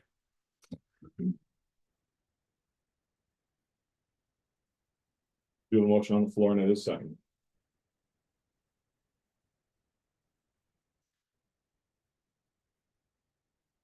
May, if you'd like to speak, please come to the microphone.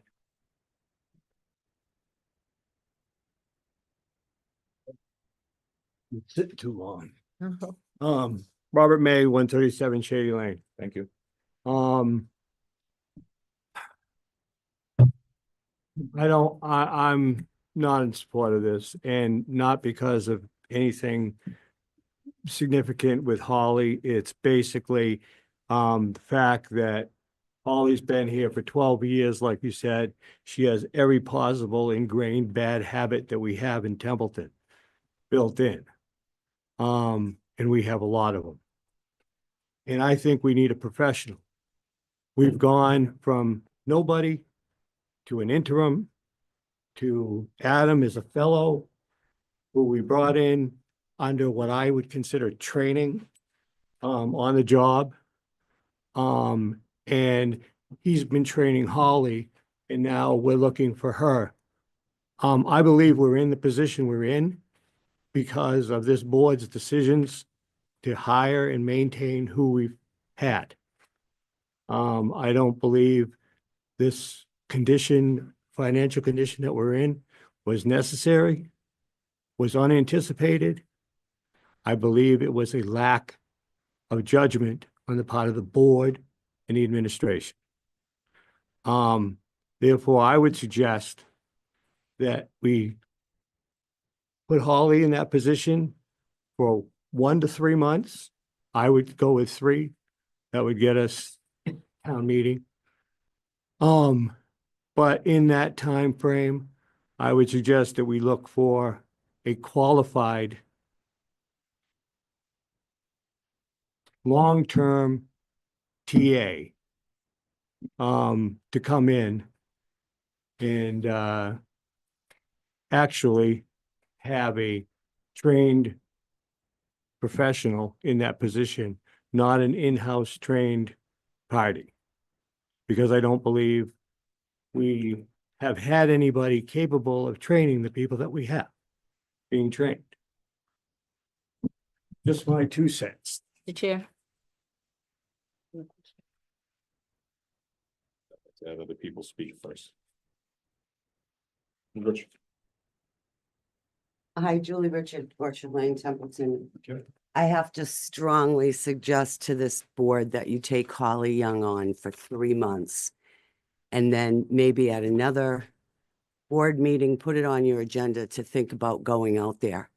But I can tell you, being through 3 or 4 and sitting in those seats, different town administrators, I wish you all the best of luck getting one to jump into that seat in this town. Thank you.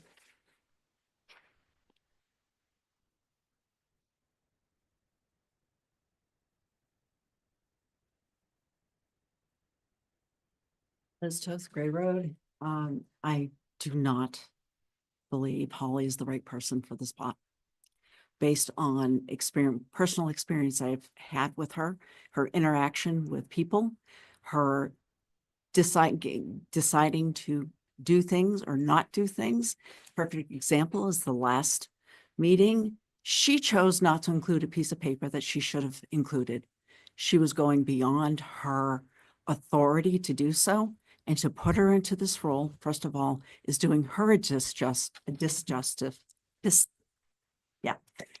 get the word out. And also the town. She does not have a job description at this point in time. I did a meeting request a long time ago, a records request, no job description. I don't even know if her position was ever actually posted at any point in time. So I don't know if she really holds the ATA position appropriately. She's not the right person for the job. There have been too many mistakes that I've seen over times. And quite frankly, you need to be looking at a different approach, not one person. You need multiple people because the job is really multiple people and it needs to be spread out with the responsibilities. You need to be looking for an HR person and for the TA to be doing a specific part of the job, not everything that it's encompassing, because the next person you put into it is doomed to failure. Thank you.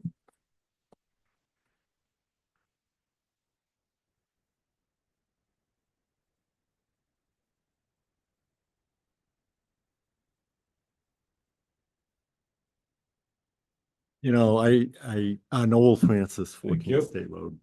All right. First of all, I think Holly would do a good job for whatever time you select. And, you know, one of the things I hate to hear is that she's unprofessional or unqualified. I would point out, and nobody else has pointed this out tonight, is that she was actually on the Board of Selectmen for the town of Athol. So she is, you know, been on both sides of the fence, so to speak. And that is very valuable experience, very valuable. That's all I have to say.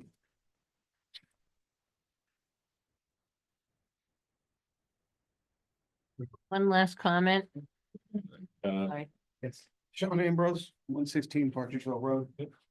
I believe the board has an obligation to the residents of this town to post that position publicly, okay? Because regardless of who we may know, who might be interested, I do feel like that there is a pool of candidates out there that deserve a chance to see that there is a position open to do this.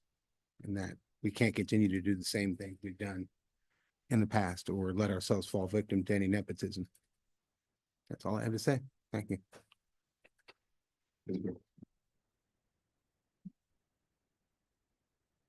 I would have to disagree with bringing Carter back because, and as much as I respect him and he is a seasoned veteran and he's tough and he goes in and he does what's he believes is best for the town, I don't think it's a good fit. And I think that, again, we need something different. I do agree that Holly should be part-time, and no offense to Holly, we go back, but, nepotism is a real thing, and we as a community really do need to switch it up and do something different. Like to note that whatever we do tonight is, again, the motion is for interim. Okay, and it does not preclude us going out and searching for a town administrator if we so desire to. Okay, this is about just maintaining continuity again with the thought process of the budget season in full swing at this point, and being able to get through that and move forward. But it does not preclude any other actions of this. Thank You- So we can move on, Mr. Chair, so we can move on if the time frame, you know, I understand Can the amend discussion with the posting. If it's a time frame that people are a little sensitive to, and you know, Holly's got a vote in this as well. If Holly were, you know, we had said a year, we do 6 months. If Holly would be amendable to that, and that makes the board feel a little bit better. A month, I understand, like, you know, Adam's got good counsel. I think a month, it's a blink of an eye. We gotta, if we want to see what Holly's capability is, we gotta give her a little bit more than a month or 3 months. You're not gonna get nothing, in government, a month is. Yeah. Yeah, a month is far too short, and it doesn't even. Right. And, you know, as Holly forms her team. Yeah. You know, and says, I need this, if, you know, like, I listened to what the board said, in order to be successful for this, or if I have to prepare 1/12 or whatever else. Again, I would trust her to make sure that we can provide the resources for that. But if the board is concerned about a time frame, and Holly accepted it, then I would amend my motion to 6 months if that's amenable to the board.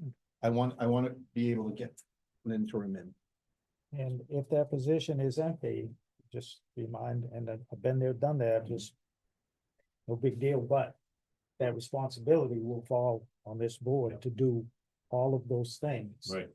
And it was tough when we used to meet every Monday to keep up with stuff. Yeah. All of these things are gonna come in and they're gonna answer the phone and say, yep, call, you know, the agenda is gonna go, because we're gonna have to deal with all of this stuff. Yep. Ourselves. So, you know, I never jumped out of a plane at 20,000 feet at night until the first time. So interim is that just what it means, interim. It's better to have someone in that seat that has been in the office Okay, if you like it, dislike it, whatever, it's better to have somebody in that seat that has an idea of what's going on in the interim. So again, the governance of town can move along. There'll be bumps, probably. Has there been bumps before? Yep.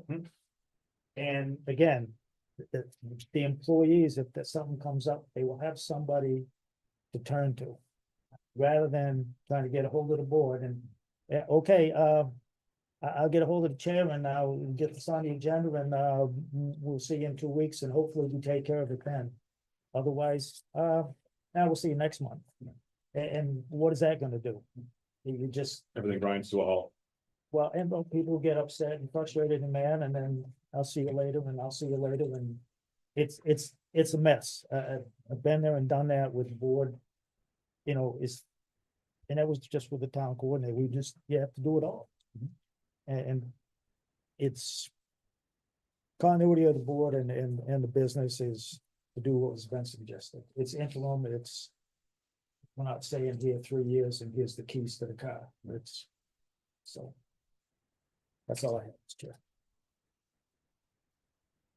So I think at this point, oh, I'm sorry.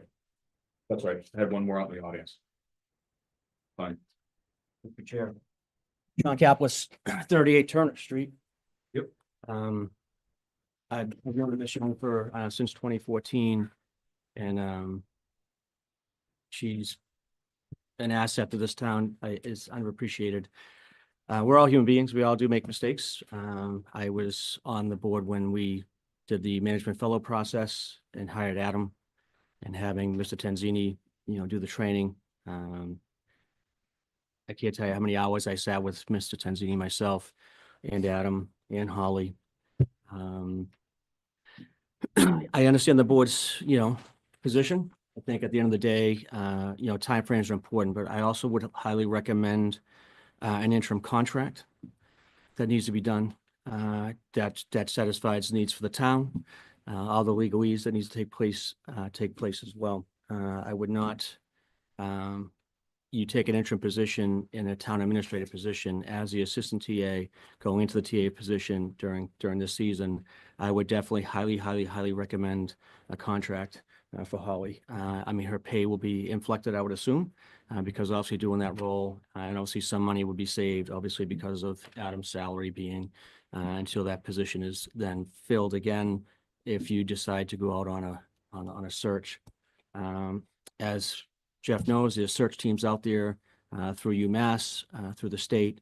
You're not just posting on the mass, search webs, but I have to let you guys know that at the end of the day, you have a great person in that seat. And again, she is human. She's going to make mistakes. We all do. Everybody at this table makes mistakes. I make mistakes. And we move forward from those mistakes, and then hopefully we end up with a good result. So I definitely think that Holly will be a great asset, and she's been a great asset. I mean, since I've been here and working with Holly and working with Adam, and for me personally, being part of the process of doing the management fellow position and benchmarks and goal setting and things that the board worked with to get him to where he was or where he is now. Adam, I want to personally thank you as well. I mean, not just as a friend, colleague. You were instrumental in this community. Again, we've had a balanced budget since 2016, every single year. And since you've been hired, we've always had a balanced budget. So, and all the other little things that you have to do in that office, which is more than 40 hours a week. And we all know that. And thank you so much for your time. And thank you for your time, Mr. Chair. Thank you, Mr. Kaplan. So my apologies to the board and to the residents. I think I should either recuse or abstain because I'm done May 14th. So this is going to be a long-term implication for Jeff, Tim, yourself. I don't want to have that on, you know what I'm saying? Like, it's not really fair for me to not be here and follow this through. I mean, Don't think, I disagree. I think I that we are acting as a board as a whole, and we would continue to do that in the future as well. I don't think there's any reason for you to, all right, I just But- don't want to mess it up for you guys no, or Holly.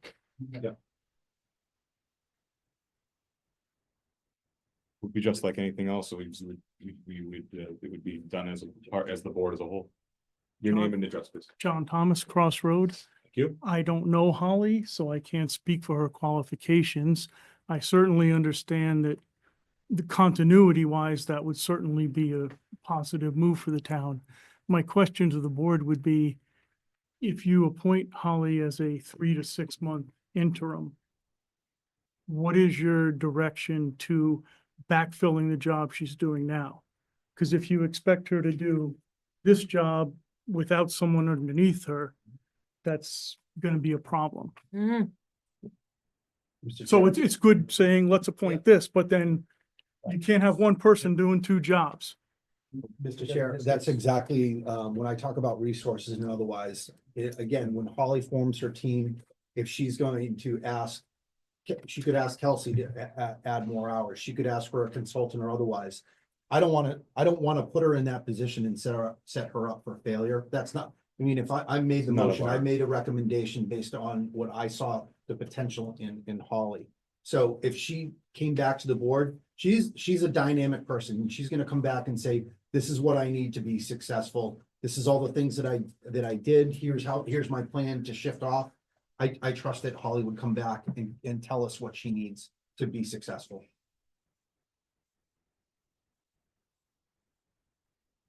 And to Mr. Thompson's point, this goes back to the financial review of the DOR in March 2021, succession planning. You know, have somebody, you know, be ready for things like this. So, that part-time person over there in the office, could be, doing some more stuff, maybe, I don't want to volunteer you with it, but, you know, that's a legit point. You can't be doing a new job and then, well, Right. the website and all that stuff, but it's like, hey, sit at this desk 4 hours, okay, go sit at that, that doesn't work either. So again, this is housekeeping, we're gonna have to, Discuss it as a board, determine what the best path forward is for these items. All right. Mr. Chair, I would, if we're moving it along, I would amend my, my motion, to change the time frame from March 18th, 2025 to September 17th, 2025, which indicates a 6-month period. If Holly uses it, and to add the words to follow up with a written agreement. and that would give us time to discuss, digest, to go out or to look for a replacement. Exactly, Whatever. whatever the case may be. Yeah. Yeah, exactly. I believe I seconded that. I believe I seconded the original motion. So you're making the amendment, Mr. Currie, Yeah. and I will, I'll second the amendment. I believe this amendment should go to a vote. At this point, the amendment on the floor is to, amend the motion to instead read, it originally read March 18th, 2025 to to March 18th, 2026. It's now going to read March 18th, 2025 to September 17th, 2025. So reducing from a 1 year to a 6-month period and adding to also enter into a written agreement. Yes. Is that agreed? Okay, in that case, if there's no if there's any discussion on the amendment as proposed.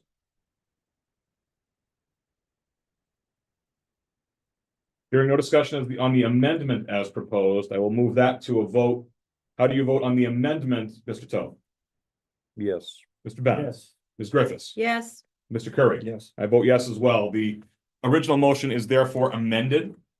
So the motion now reads that the agreement will be from March 18th, 2025 to September 17th, 2025, and we will enter into a written agreement with Ms. Young. Is there any further discussion on the amended motion as it now stands?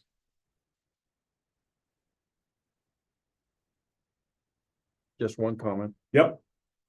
You all know my position on written agreements outside of a collective bargaining unit.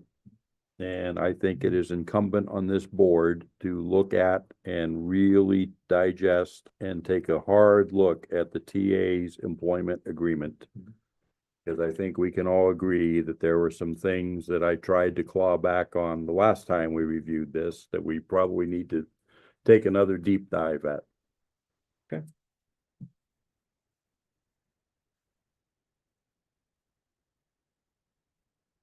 And that can be a topic for a future meeting. Absolutely.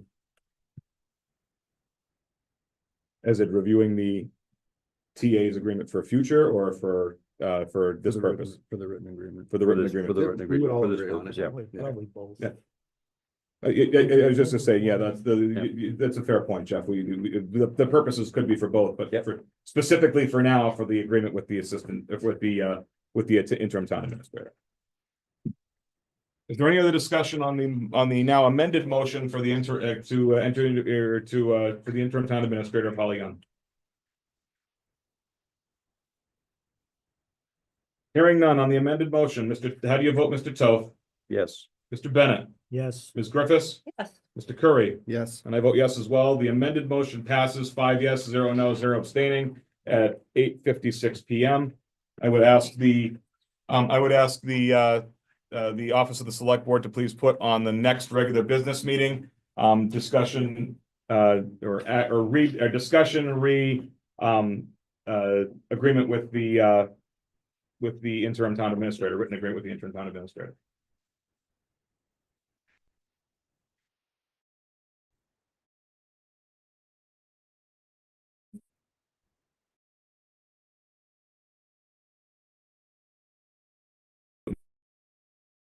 I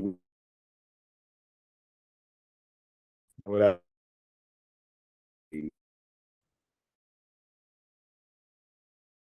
so under the appropriate rule. Yep. Thank you. Give me a second here. I just want to make sure that I'm on the correct item here. Mr. Chair, Yep. still a little confused about what the outcome of that was. You are appointed. You are appointed and not ATA, interim town administrator, effective the 18th of March for a period of 6 months, and we are going to enter into an agreement with you for that period. And during that period, is there going to be a search? Is there going to be advertisement? That would be the decision of the board if we want to do that. We don't do that. That has not been made a decision yet. And we would not. That's not a point of discussion tonight because it was not on the agenda. But we only changed Mr. Chair, Yes, go ahead. we only changed the language of the dates. So all of the other language that was in the motion about considering you for permanent is still. That's all still there. None of that has changed. And Mr. Chair, and building your team. Yeah. And building your team, consultant, what you need, more man or woman hours in None of your that is- office. That's all the same. That's all the same. None of that has changed. It's just the term, basically. And the fact we're gonna enter into a written agreement. Okay, hang on a second here. I believe we are on, oh, okay, I see what happened here on the original, it should have been bumped item up, H. yeah. I see what happened here. This is item H. Action reopening Citizen of the Year nominations. Mr. Toth. I move to open Citizen of the Year nominations and to close said nominations on Thursday, April 10th, 2025 at 4:30 PM. Second. I have a motion and a second to open Citizen of the Year nominations and to close those nominations on Thursday, April 10th, 2025 at 4:30 PM. Is there any discussion? Hearing none on the motion, Mr. Toth, how do you vote? Yes. Mr. Bennett? Yes. Ms. Griffiths? Yes. Mr. Currie? Yes. And I vote yes as well. That vote is 5 yes, 0 no, 0 abstaining at 8:58 PM.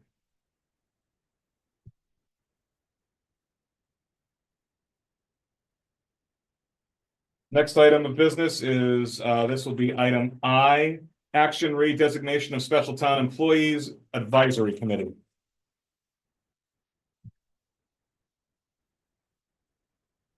Nothing in your packet on this. Oh, I think we this- got an email. Didn't we get an email? And I did write something. You may. Oh, no, from the advisory committee, Noel Francis. Mr. Francis, do you wish to speak on behalf of advisory for this? Yeah, just briefly, if I could. You may. Again, Noel Francis, 14th State Road. I know. I'll get that down sooner or later. I know. I'm sorry. Thank you. This came before the advisory committee a month or two ago at the request of one of our members, Andrew Moser. And the reason why he brought the request, he pointed out, and I may be wrong, I'm kind of doing this from memory, but I believe the select board automatically are special employees. And the advisory had not been designated special employees. And that for the advisory to be designated as special employees, it requires a vote of the select board. That's my understanding. So Mr. Moser brought this forward because he felt that in his position of selling financial services, that he may at some point in the future be involved with the Worcester County retirement system as a possible potential client. The problem is that even if he left advisory and 20 years down the road, it would be a conflict of interest, or he could not, make the pitch, for the business of the Worcester County Advisory Board or any entity where there are employees of the town of Templeton, that he would be prevented from doing that. So it was out of deference for his ability to make a living, which is why, we recommended by unanimous vote that, advisory, have the status of special employees. Is that a fair understanding? Because the penalty would be he would lose his license and not be able to work in Massachusetts permanently. Yeah, it relaxes the rules a little bit. I can't speak to how much. I had just written them down and I don't have them on me. If I can But I- find them, I just took the open meeting law and conflict of interest and I wrote it down specifically when I got to it, so. I hope I recited this. I've done it from memory. But Mr. Moser is at present the only member of advisory that I might apply to. But I do think that in one of the problems that advisory has had is attracting more than the bare quorum of 3 members. That's been a real problem. And we now have a full membership of 5 members. But it may preclude or make more difficult, to attract professional people who might have such a conflict in the future. So I would just ask that you vote favorably on, the motion to designate advisory as special town employees. So these are the notes that I wrote down. Special employees, unpaid or part-time and paid for no more than 800 hours in a 365-day period. Position classification or contract terms permit you to be personally or privately employed during normal working hours. Select board members in towns with a population of 10,000 or less. All other eligible positions must be designated special by vote of the select board or city council. So we were right within our means to vote this. Yeah, So. that's what I read Makes back sense. to you before. Yep. That's all I have to say, unless you have any further questions. The board have any questions for Mr. Francis? Just a comment. Go ahead. I don't believe, though, there's still a potential on a conflict of interest and even designated the special employee. I do not believe that exempts him from the forever ban. I totally agree. That it's a very convoluted, recalling when I took the training recently, that was one of those, it's had to keep rewinding and say, what did they just say? What did they just say?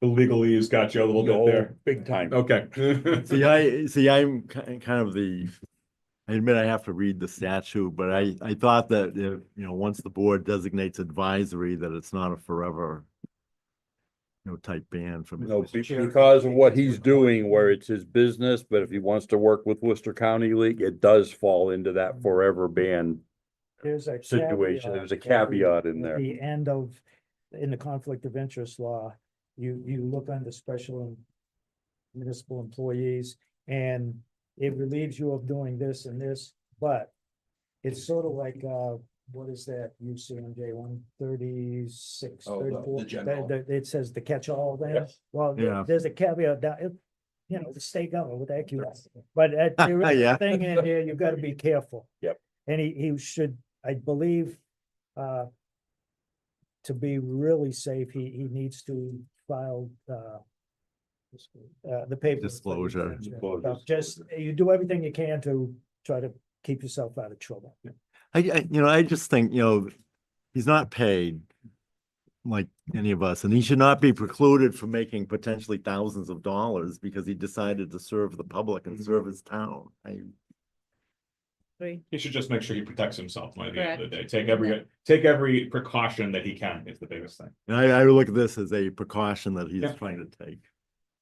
Mr. Chair. Yes, Mr. Scott. May I suggest he makes a phone call and he raises the question? They will give him the advice, but he needs to do it proactively because if he does something and it's a past event, they cannot advise him. Ethics will answer. Ethics will answer the question, but if it's a past event, they'll tell you straight up, we can't answer that for you. Okay, I appreciate that advice. I really do. So he should call ethics now. It's basically, check. Pretty much. Yeah, call ethics now and check. And I'll be on the phone with him tomorrow morning and. Unless he's watching. Unless he's watching. And then bring it back to us with, can we get the conclusion? Will we have that, we're not gonna make a decision tonight to vote advisory as special town employees? Are we gonna make a motion or are we gonna wait till That's Mr. the- Mosier checks with ethics? How does That's the board the- feel? That's up to the board. If someone on the board wants to make the motion and it's seconded, we can vote on it. That would not at this point preclude Mr. Moser from making the ethics call, the call to the ethics commission anyways, because I don't think he's done anything. To Mr. Toth's point, it's not a past event yet. It's projection. So he can still make the call to the ethics committee, the commission, and make it and get a determination. Regardless of whether we vote on this tonight or not. Correct. Mr. Chair. Mr.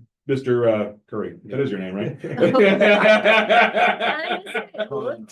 Used to saying Mr. Chair, I had to choke on that for a second. Yeah, I know, go ahead. In reading the finance handbook that's put out by the town finance. Associate town finance.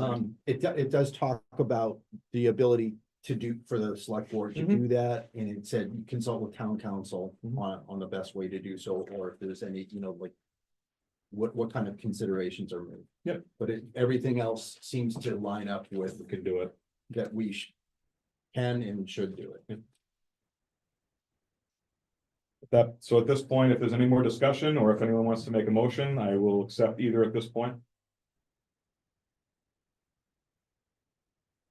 No, I will make the motion to appoint the advisory committee as special town employees.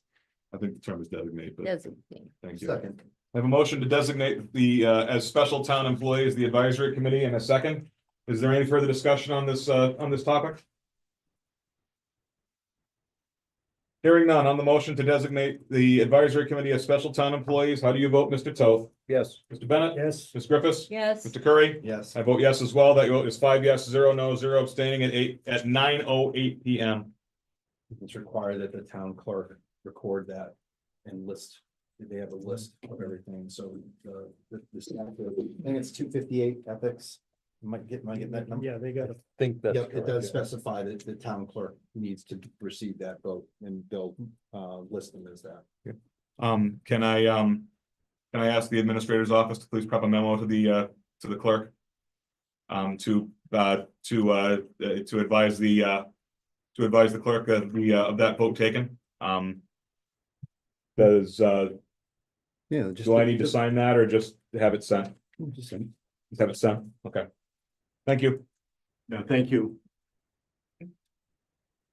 And Terry, she's the one who tracked this for. Well, us. I can call ethics too and just ask if we, for my own self. I hope Andrew calls for I'm himself. sure he will. but, He's probably watching. I'm sure he It's will. an If interesting. he's not watching, he'll it's watch an later. interesting, I'm gonna call him up. There you yeah. go, even better. You Good. can't ask on somebody else's behalf. You gotta. I ask like them. learning. I have a growth mindset. I could use some right. knowledge. Let's continue. Item 6J, discussion re-release of the FY 2026 budget. Mr. Town Administrator. Okay, well, I managed to get this out a day earlier than I originally announced, March 13th, so I was able to release the general fund budget for the town of Templeton. I will be participating in your budget reviews this Saturday. The general fund fiscal year 25 budget went from $10,871,090 to $633,074. You have that drop because a significant amount of the departments have been pretty much level funded. Well, somewhat a little up, somewhat down, but really the debt service dropped off. As we all knew, we had some debt falling off the books. So I'm proud to announce the general fund budget was overall a drop.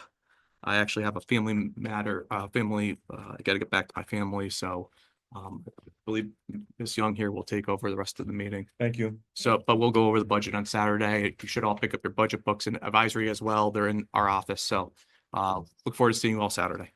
Thank you, Mr. Lamont. Thank you so much. Have a good Mr. Lamont. Holly, is there anything else you'd like to talk about as far as the budget book goes? Adam is obviously has to take off, but is there anything you'd like to bring up other than the little bit that he's given the preview of? Not at this time.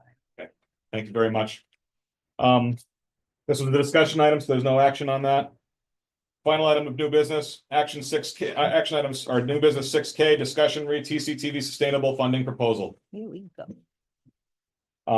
The only thing that I would ask for, Mr. Castle, I mean, obviously identify yourself, but I would ask you to try, please, you have obviously made your presentation in the packet for us to review. I would just ask for you to basically get to the point and give us the brass tacks. I of the will, situation, I please. would like to introduce this with a few remarks, if you Okay. don't mind, and I will be brief.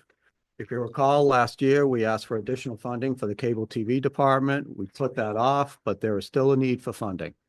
Some of your board members, as well as members of the public, have called for sustainable funding for TCTV, which the cable department produces.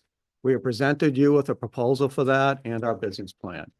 I'd like to introduce you to that with a few remarks and inform the public about the cable department's operations. I received some news this morning that I've been following.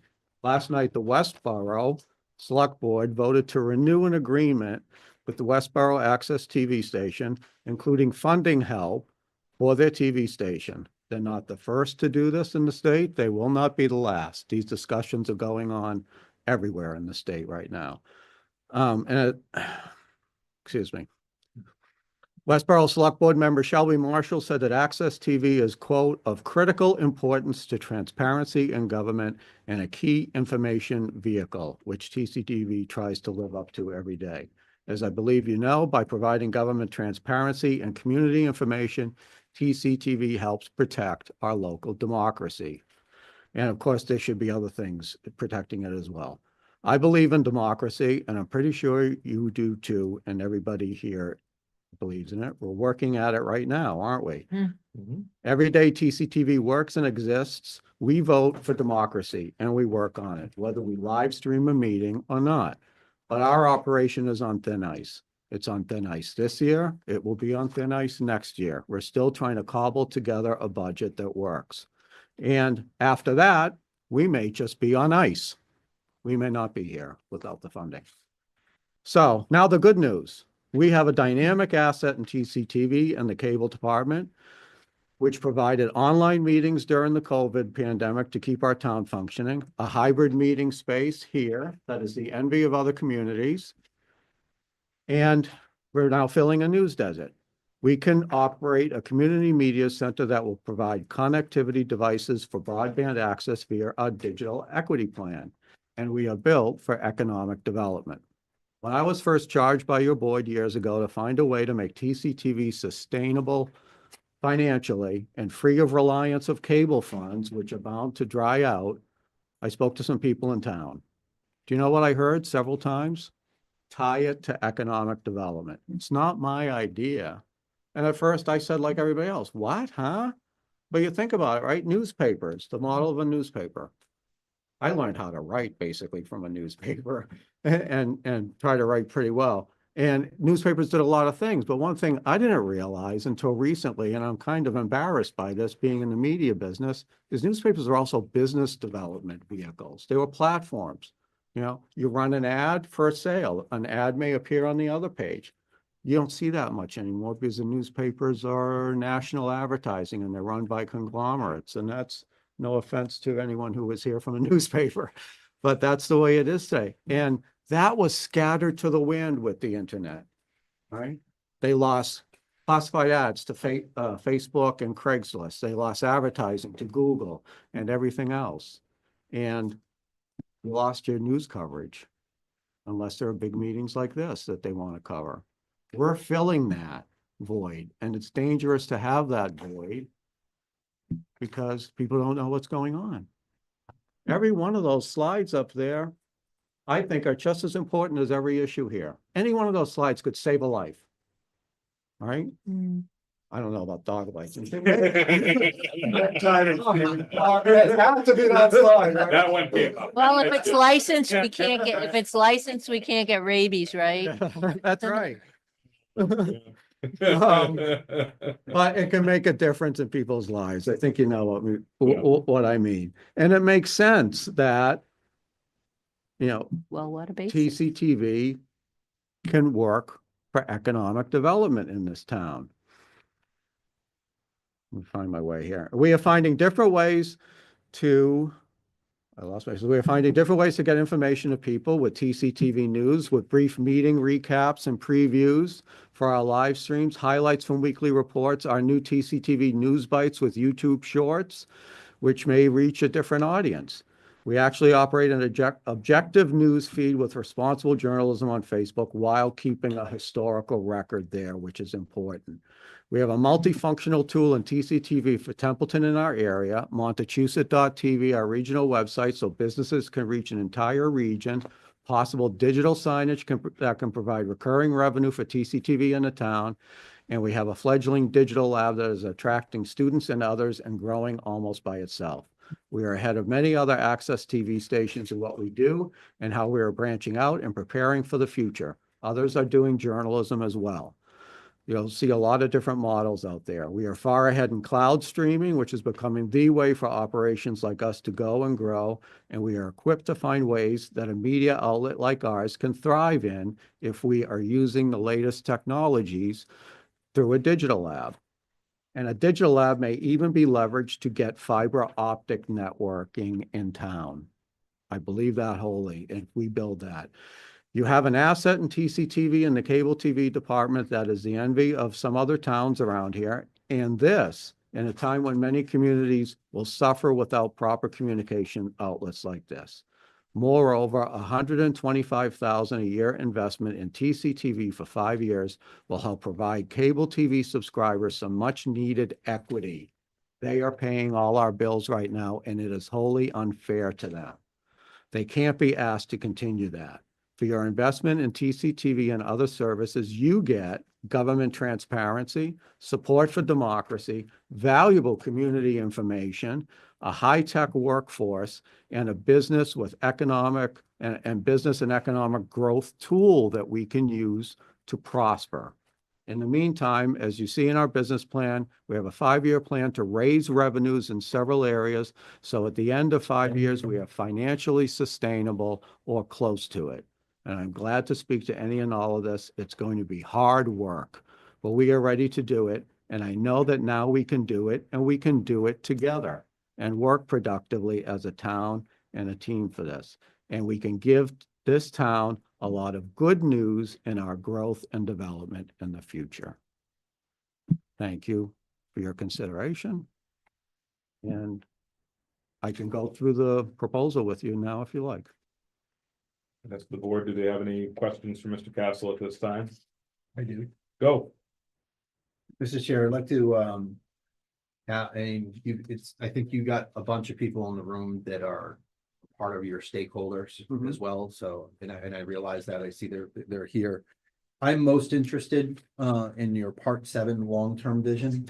I agree with you. You know, cable revenues are declining, and you need to figure out a way to be able to stay afloat. I think your strength in this is your long-term vision. and how you can move some of that to the left. We talk about Montechusett Digital Lab, which your documents, it's basically a website. You've created that, correct? Well, Montechusett.tv is the website. Right. The But digital, you, yep, if I may, the digital lab would be a workforce of young people and others who are interested in media and related technologies. but your branding from Montechusett.tv Mhm. and setting up, it says is being set up as a nonprofit educational foundation. I think that's the key to success, is to be able to, you know, even if TCTV were to kind of dim in the creation and the growth of Montechusett.tv, because then you're talking about developing memorandums of agreement with this community. Perhaps you're even able to expand to other communities to be able to share that service. I think that's the strength. And part of that you get being a nonprofit is your economic development within it. So I would like to see you and your stakeholders build that long-term plan, bring it to the left if you need to, because I think that's your strength. We are working on that. Yep. Thank you for that input. Any other board comments on the TCTV's proposal and contents from this evening?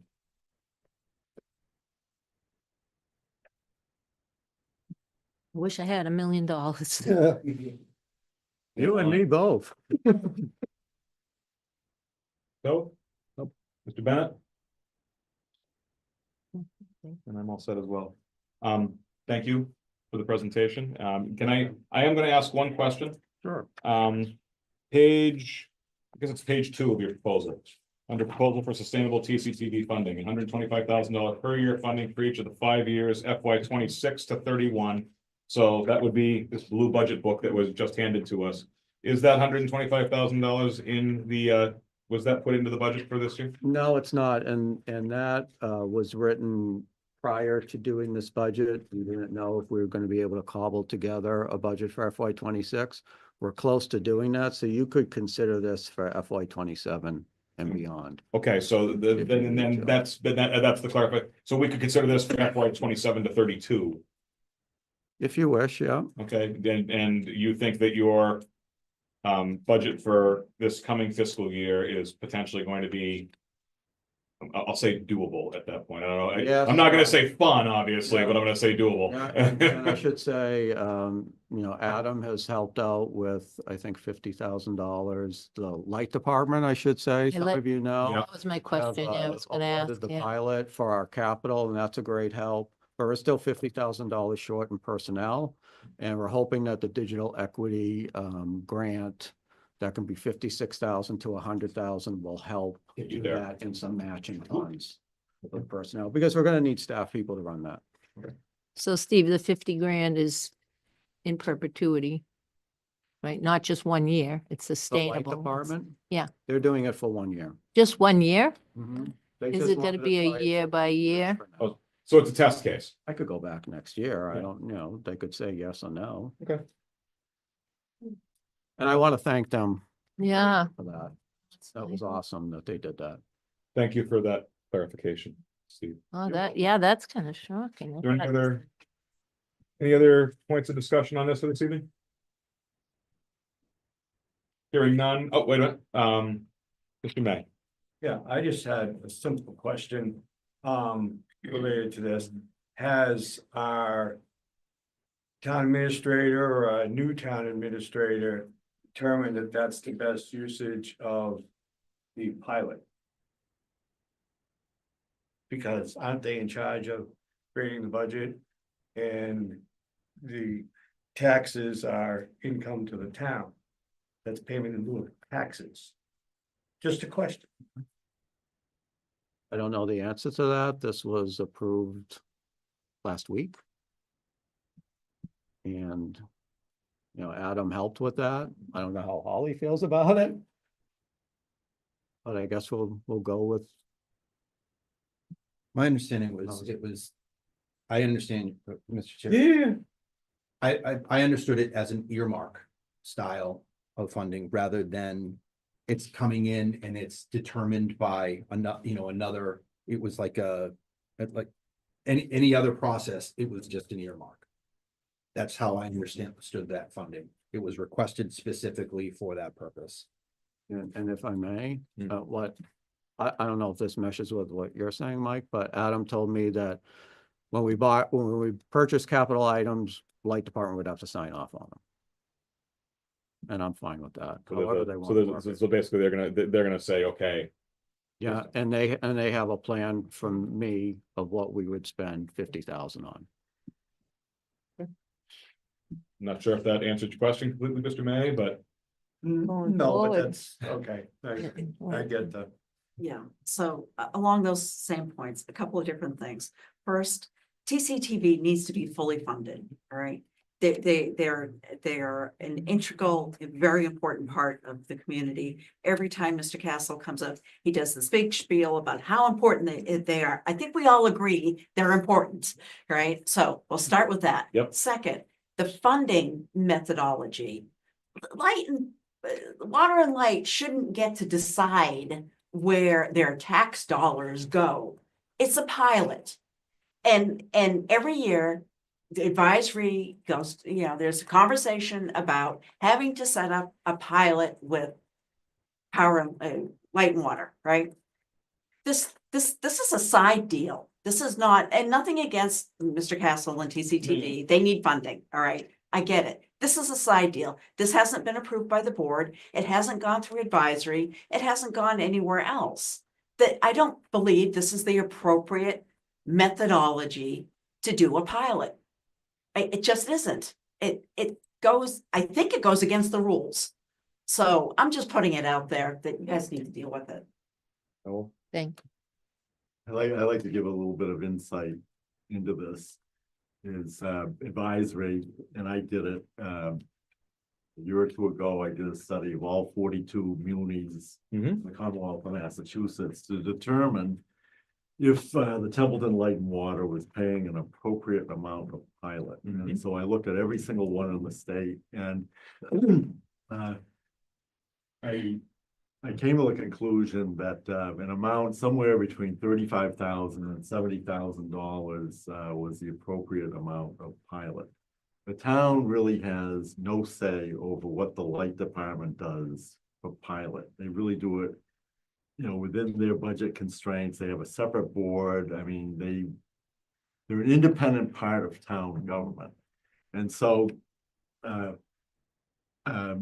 they they had an amount available, somewhere between $35,000 and $75,000. And Adam, he has a very good relationship with Mr. Driscoll. And basically they want to give money to the town, but they want it to be for a specific thing, and not to go into the general fund and who knows how it would be used. So I believe in the discussions that were held that they determined that Mr. Castle really needed the money, and that the town resources to fund Mr. Castle were just not there. And it's a specific amount. It helps Mr. Castle and TCTV out, and it's also within the parameters of what the light and water department is able to spend. And I think it's a very good thing. They don't have to give 1 cent. In fact, out of some of the unis that I studied, there were some in towns very similar to the size of Templeton. They don't give 1 penny, to the town, and they don't have to give 1 penny. So they had towns that give nothing, and then you had the town of Hull, which is kind of unique. I think they give $200,000 a year, to the town of Hull, and the amount that Templeton is given, the $50,000 is it's comfortable for them. It's generous to the town. They don't have to do it. They did it, and they did it because they care about the community, and they cared about Mr. Castle's problem. So you can take that for what it's worth. There's no side deal going on. It's really you know, it's really the light board, you know, deciding what to do. We tax them instead. Real simple. No, sorry. Apologize. Any other comments? How would you like to proceed? So I can come back at another time and we can talk about, it. We wanted to put this on your agenda in case you wanted an article for this town meeting coming up. We are closing the warrant for the annual town meeting at our next regular business meeting. I believe that's correct. Oh, no, wait, I'm sorry. No, you're right. It Yeah, did close today. today. That's right. Today was the closure date. But at the same time, we can still, There's a time Sure. frame. He still has a budget item. Yeah. I mean, we have Super Saturday coming up. That's true. Where we do a lot of work Mhm. and discussion for it. It doesn't need a town vote. I let's agree talk with- about I it on agree with Saturday. Liz hit the nail on the head, though. The community loves their programming and what they do. But it doesn't need a town meeting vote if it's operated as a department that says, I need more. Let's talk about it on Saturday to begin with. I think that's a great. Because that's, Fine. because let's face it, that's where we're gonna start. Saturday is the budget hearings. And we're gonna go through that blue book and every nitty gritty gory detail. And that's where the discussion should at least start So, and see where we can end up. Fair enough, thank you. so I just want to clarify for my own.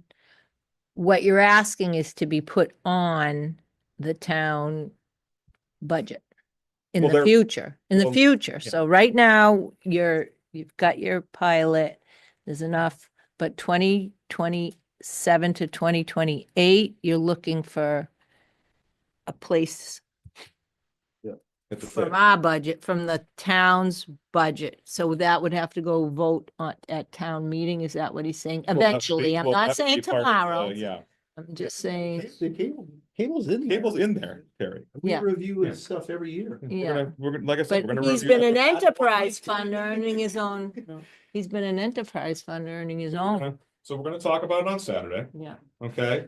We're gonna see where he is for 26. yeah, Okay, and then assuming that we are okay for 26. correct. We talk about future planning. Okay, great. And this is something that we've heard we need to do more of, is planning for the future, planning for the out years. That's what this is. This is Okay. planning for the out years. Okay, so let's talk about it on Saturday in the budget hearings, and then we will Got it. and take a look at it for the future.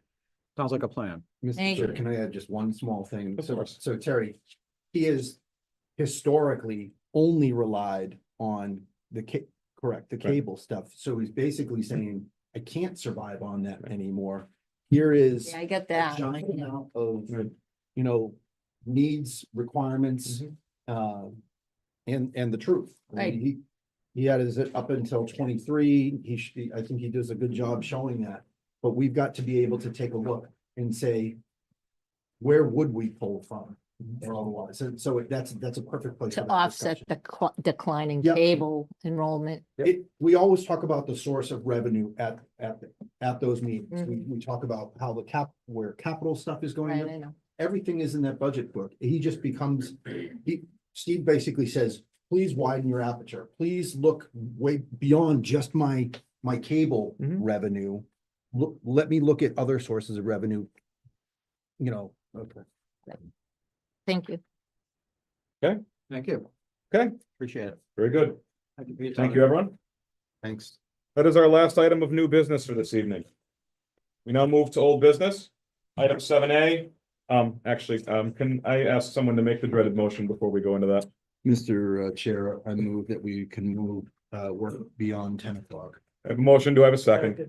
I have a motion by Mr. Currie, second by Mr. Bennett to work past 10 o'clock if necessary. Is there any discussion? Hearing none on the motion, how do you vote, Mr. Toth? Yes. Mr. Bennett? Mrs. Griffiths? Yes, Mr. Currie? I vote yes as well. Pick up a little. Yeah, barely. That vote is 5 yes, 0 no, 0 abstaining at 9:34 PM. We now move to old business. Item 7A, action request for state audit. Mr. Toth. Following our last meeting, I did reach out again to Andrew Carden at the state auditor's office, and surprise, surprise, it's not free. Shocker. Yeah, shocker. Sorry if that was out of line. No, that actually wasn't. Okay, fine. If you've been following all the news coming out of Boston, the entire state budget is in a shambles and there's all kinds of concerns. The ballpark number was a $10,000. Of course, it does depend on the actual workload. And to sit and say it's gonna be this much till they see the scope of what we want to do, he really can't pin it down beyond that. But it's what we discussed at the last meeting. Does the board want to move forward with this? We have to come to the consensus. We put a letter, we put it on the town meeting warrant, which we had a placeholder for. Yep. And then do the townspeople want the audit? And then it goes to the town vote. So my thought process is that we put it to the town meeting vote and see what the town meeting and see what the townspeople want us to do. Yep. Financially, if we are given the mandate to do it, then there are possibilities there that we can use. But I think that you don't know until you ask. So I think that we just need to go forward with the asking portion of the process to start. Agreed. And that starts on May 19th. So I would at that point need I believe we would need a motion to have that added to the town meeting warrant. And So we put the placeholder, you put the placeholders in? the placeholder, unless I was mistaken, we put the placeholder at the last meeting. So we have, Yes, we did. we have It that closes there. today, so it closes today, so I mean, we can say, put the placeholder there today anyways. And So it closed, they closed the business today, but the placeholder should Okay. be there. Yes, because you follow up, because you're gonna follow up, yes, another question. So we put it on there, just in case. so we did put on the placeholder just in case. That's what was stated. I believe, yeah, I believe you're right. So, any other discussion from the board? I mean, I've said my piece. I want to hear what anyone else has to say on this. And again, this is not a headhunting mission. This is not we're pointing fingers, What did we do right? What did we do that, maybe we could have done better? Hey, what did we do that was stellar and really shining and outspoken? And this is really cool. Let's benchmark this and share this with the other 350 towns and communities and, And what belongs in the trunk, maybe. you weren't gonna talk about that. No, but seriously, yeah. Okay. All right. So, in that case, I think the placeholder is already on our warrant.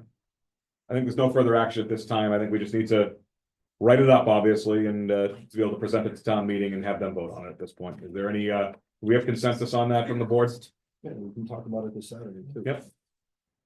Yep. Okay. Moving on. Item 7B, discussion environmental impact statement, Gardner landfill. Ms. Griffiths. Hi, I have two requests. One, this was supposed to be in the packet. It's I sent it out without, don't reply. I sent it out to a couple of different avenues to everybody on the board. You can Is this a take. copy for each of us? Yeah, it's their response, our letter That's and it. their response. All right, so, let the record note that Ms. Griffiths did enter into the record for the meeting, our letter to the town, or a letter to the Executive Office of Energy and Environmental Affairs, and also, The 2 years their- in the making. It's and their response to it as well. been 2 years in the Pass making. that down to Kelsey for a copy. I think please. you got one right. You have it? Yeah. Okay. So. Thank you. I'd like to briefly talk and then I'd like to I invited Alan Russo here because I can't attend every meeting. I did go to the public information meeting. They did have this map on display. One of the things previous to the public information meeting, I met with their former conservation agent.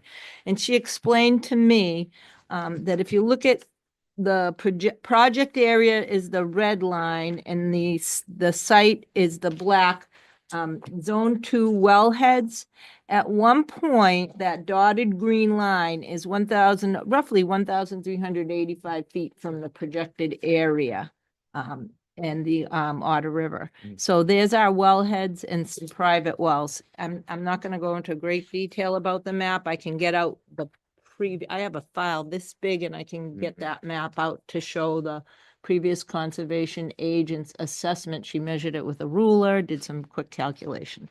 So I would like to also just make a few comments, but give the board, we have a 30-day comment period. I would like to give the board a chance to look at this, if they think they can make comments tonight, or if we could put it on the next agenda, because here are my comments. So one good thing that happened was if you look at TEM on the second page, 03, respect to mitigation, we would petition the project owners to offer a hazard mitigation plan reviewed by experts and selected emergency management officials that is based in likelihood and severity of a possible contaminant breach landfill design. Gardner did agree that they would partner. And I think in two ways this is important. I think this landfill should not go in, first of all, because the current landfill has 33 exceedances and 4 for 1,4-dioxane. I'm going to let Alan talk a little bit more about that, but there are no answers right now. So to add another one on top of the closed one is just, to me, begs for trouble. And it's very important. And I emailed Scott Schwinger and Lori first to see what the thoughts are, because it is important to put this on our hazard mitigation plan. I don't think we've approved it completely yet, to my knowledge, going forward, especially the old Gardner Sludge landfill. That's going to impact us for the rest of our lives and our drinking water, where its location and its exceedances. So that's one thing that's, she contacted Rich Curtis, that's in for discussion. To me, the rest of the letter, I did go, and I'm wondering if you would like me to leave this in the, this is the report that was approved by Woodard, that Woodard and Curran handed in after 2 years, and then Gardner graciously gave us a hard copy. I could leave it in the Board of Health office if you gentlemen want to go over it, because I don't have all the answers, like who's going to monitor this, how often, who will let us know if of leaks and exceedances, who will they let know? There's insufficient monetary data that came out in the public information meeting. They said they did some avenues, other ideas, but when they presented it in the public information meeting, there were blanks in the costs. So that's questions I have. Are there applicable, what are the applicable monitoring schedules? Those are questions that I have based on my reading of their response so far. So let's see, is there a stench line? They're not gonna, they said they can't afford, like this stench line meaning, hi, there's gases and I smell them and I have headaches. This has been going on for 3 days. Please, nowhere to report that for any of the residences. And that came up at the public information meeting as well. It wasn't just Templeton residents smelling it. It was, that area, and Noel lives on State Road. I mean, there's just so many unanswered questions. That's why I went and got this. I wanted to be able to see if, before I bug anybody, that if I can find any particular answers. So again, I'm hoping that, I think there'd be enough time for us as a board to vote on a response. If somebody wants to take on the response, I can. But if somebody else wants to, that's fine too. It's good to be well-rounded. And then I would also yield right now to Mr. Russo to give an update of this Monday's Board of Health. Any objections from the board to hear from Mr. Russo? Thank you, Mr. Chair. Alan Russo, 211 Betty Spring Road, Gardner, Mass. I'd also like to disclose that I'm a property abutter to the south of the sludge landfill. Thank you for putting this on your agenda. Really important topic. I was here just over 2 years ago when you had the discussion about the environmental notification form, We're now at the next stage in the MRPC process, which is the draft environmental impact report. The city has submitted that report electronically into the MRPC process. The public comment period has not started yet. It has to be published in the Environmental Monitor, which is MRPC's website. That is expected to happen on March 26th. That will start a 30 calendar day public comment period. So that will, the public comment period, according to their schedule, end on April 25th. So it's good that you're looking at this now and proactively getting right in front of it. Then the Secretary of Executive Office of Energy and Environmental Affairs, she'll make a determination through the MRPC office as to what to do with all the comments that come back on this draft environmental impact report. Remember, this is done by the proponent. This is not done by an independent organization. So what they'll determine at that point, about 7 days after the public comment period closes, is the draft environmental impact report sufficient as it is, based on everybody's comment and what's written in there, or is a supplemental draft environmental impact report required? All right. That would be if there's, a lot of gaps in information, there may be conclusions without supporting data, or it could be they didn't follow the scope that MRPC outlined 2 years ago in what to do with the report. So it's really important, again, if they decide it's okay, it'll go to the final environmental stage. There'll still be another 30-day public comment period. But if they find it is not up to snuff, then, so to speak, then it'll go to a supplemental. Now, remember 2 years ago, we had an environmental notification form. Wasn't 441 pages.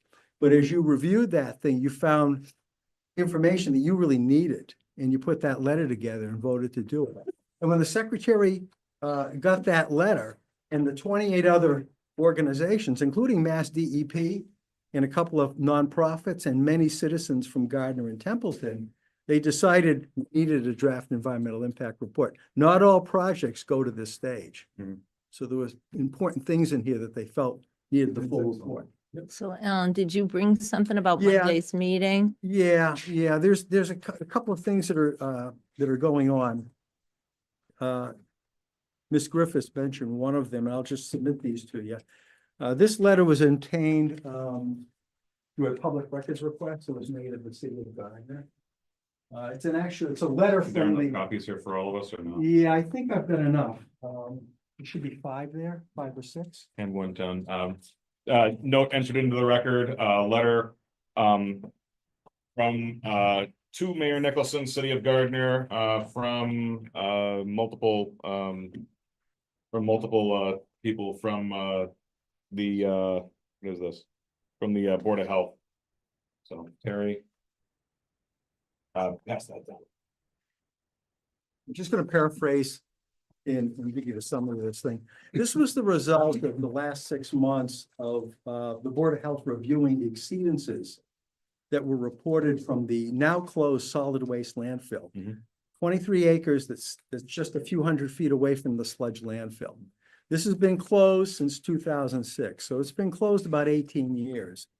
And what has happened is they do an annual environmental monitoring report where they do monitoring well samples of about, I think there's about 20 or so wells. And they found 33 exceedances above what's allowed to be in those wells. One of those was a chemical called 1,4-dioxane, dioxane. All right, it's considered a controlled substance, a contaminant of concern by Mass DEP, and also a likely carcinogen. All right, this was found in 4 wells that are on this map here, and I can certainly get you copies of this thing. They're all along the side. The solid waste landfill is here. The sludge landfill is here. There were 3 wells up near West Street, which is otherwise known as Route 68.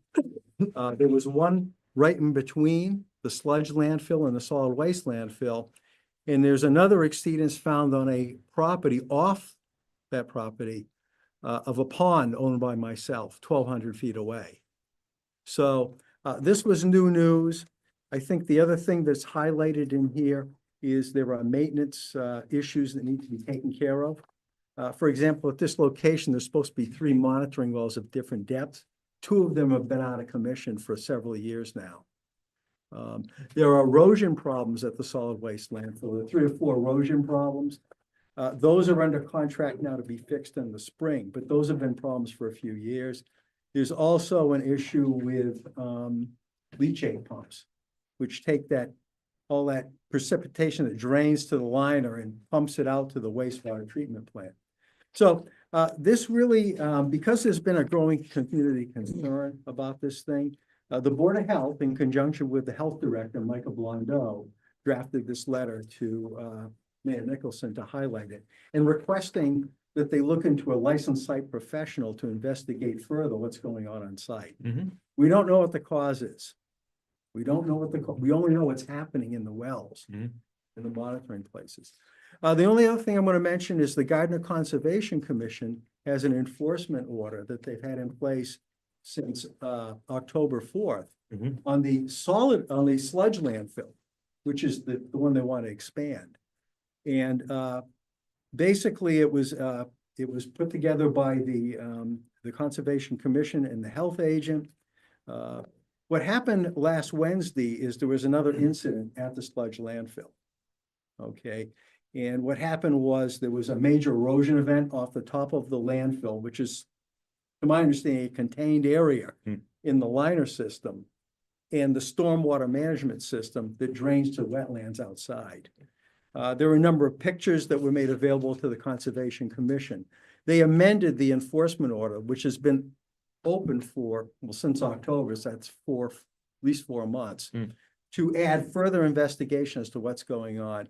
Mass DEP sent 2 representatives Monday morning to the site to investigate what had happened at the landfill. But that was only after 1 inch of rain the night before and a little bit of snow melt. So I want to mention those things because people are talking about those. You might see those in the social media. People commenting. They're separate issues. One is being handled by the Board of Health. The other one's being handled by the Conservation Commission relative to the existing sludge landfill. The comment is important. MICPA is a process that provides state comment. It's a great process. It's got regimentation to it, which is good. It allows, citizens, it allows state agencies to comment. And even though the package is 441 pages long, you can select items in there like Ms. Griffiths has relative to the letter you provided and what they said in response to your letter. It's a good place to start on comment. So that's all I prepared to say, and unless you have any questions. Thank you, Alan. Any questions from the board for Appreciate Mr. it. Russo? Nope, may I make an additional comment? You may. As a resident, the toxic waste community is partnering with Mr. Russo. Right now, they're working on their permit, the citizens petition, and then they want to do the zoning, but they want to give focus to him as well because they believe this is a major issue for Templeton going forward, so. Good question. Yes. This thing has got to exist in PDF. Yeah. Mike, I sent it Please. to, so I sent this to the board. That's an oak tree right I there. sent this to the board. I sent this to the board more than once. I Is sent it it to a- Holly. It's It's, a link to it. yep. Okay. And you can go on the Town Gardener. So I got it because I wrote a comment letter. I have to respond to my own comment letter, Ah. which is in there. And I'm helping the town. I want to be responsible to the town as well, but that's why I got it. You can go on, Gardner TV, the city of Gardner TV records their meetings. They're pretty good. They're recorded. You can see the Board of Health. You can see the public information meeting and the general consensus from, so there are a lot, like I was talking about the Templeton community of toxic waste, but there are a lot of people that are on boards in this town that are interested in this issue in Millers River watershed. And I got a deep breath because I'm having a brain freeze. Jeez, oh, Mary and Joseph. I have to think, sorry. This is why I'm not running again, because I have these little brain freezes. Oh, my God. I'm gonna give you a second. I had something. Yes, please. Okay.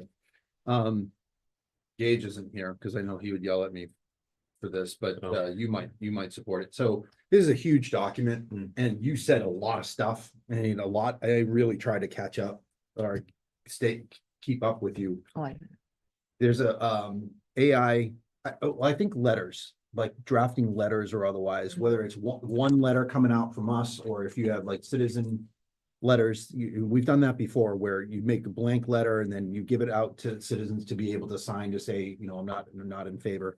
But there's an AI tool out there called Notebook LM. I believe it's a Google product, and its job is to chew on stuff like this. So you take the one resource, you drag it in, you can add other stuff. You can add this letter's in there because it's got all the drafts, and you can ask it to synthesize it. You can say what is important about this to me if I lived in the area. You can ask it very plain questions.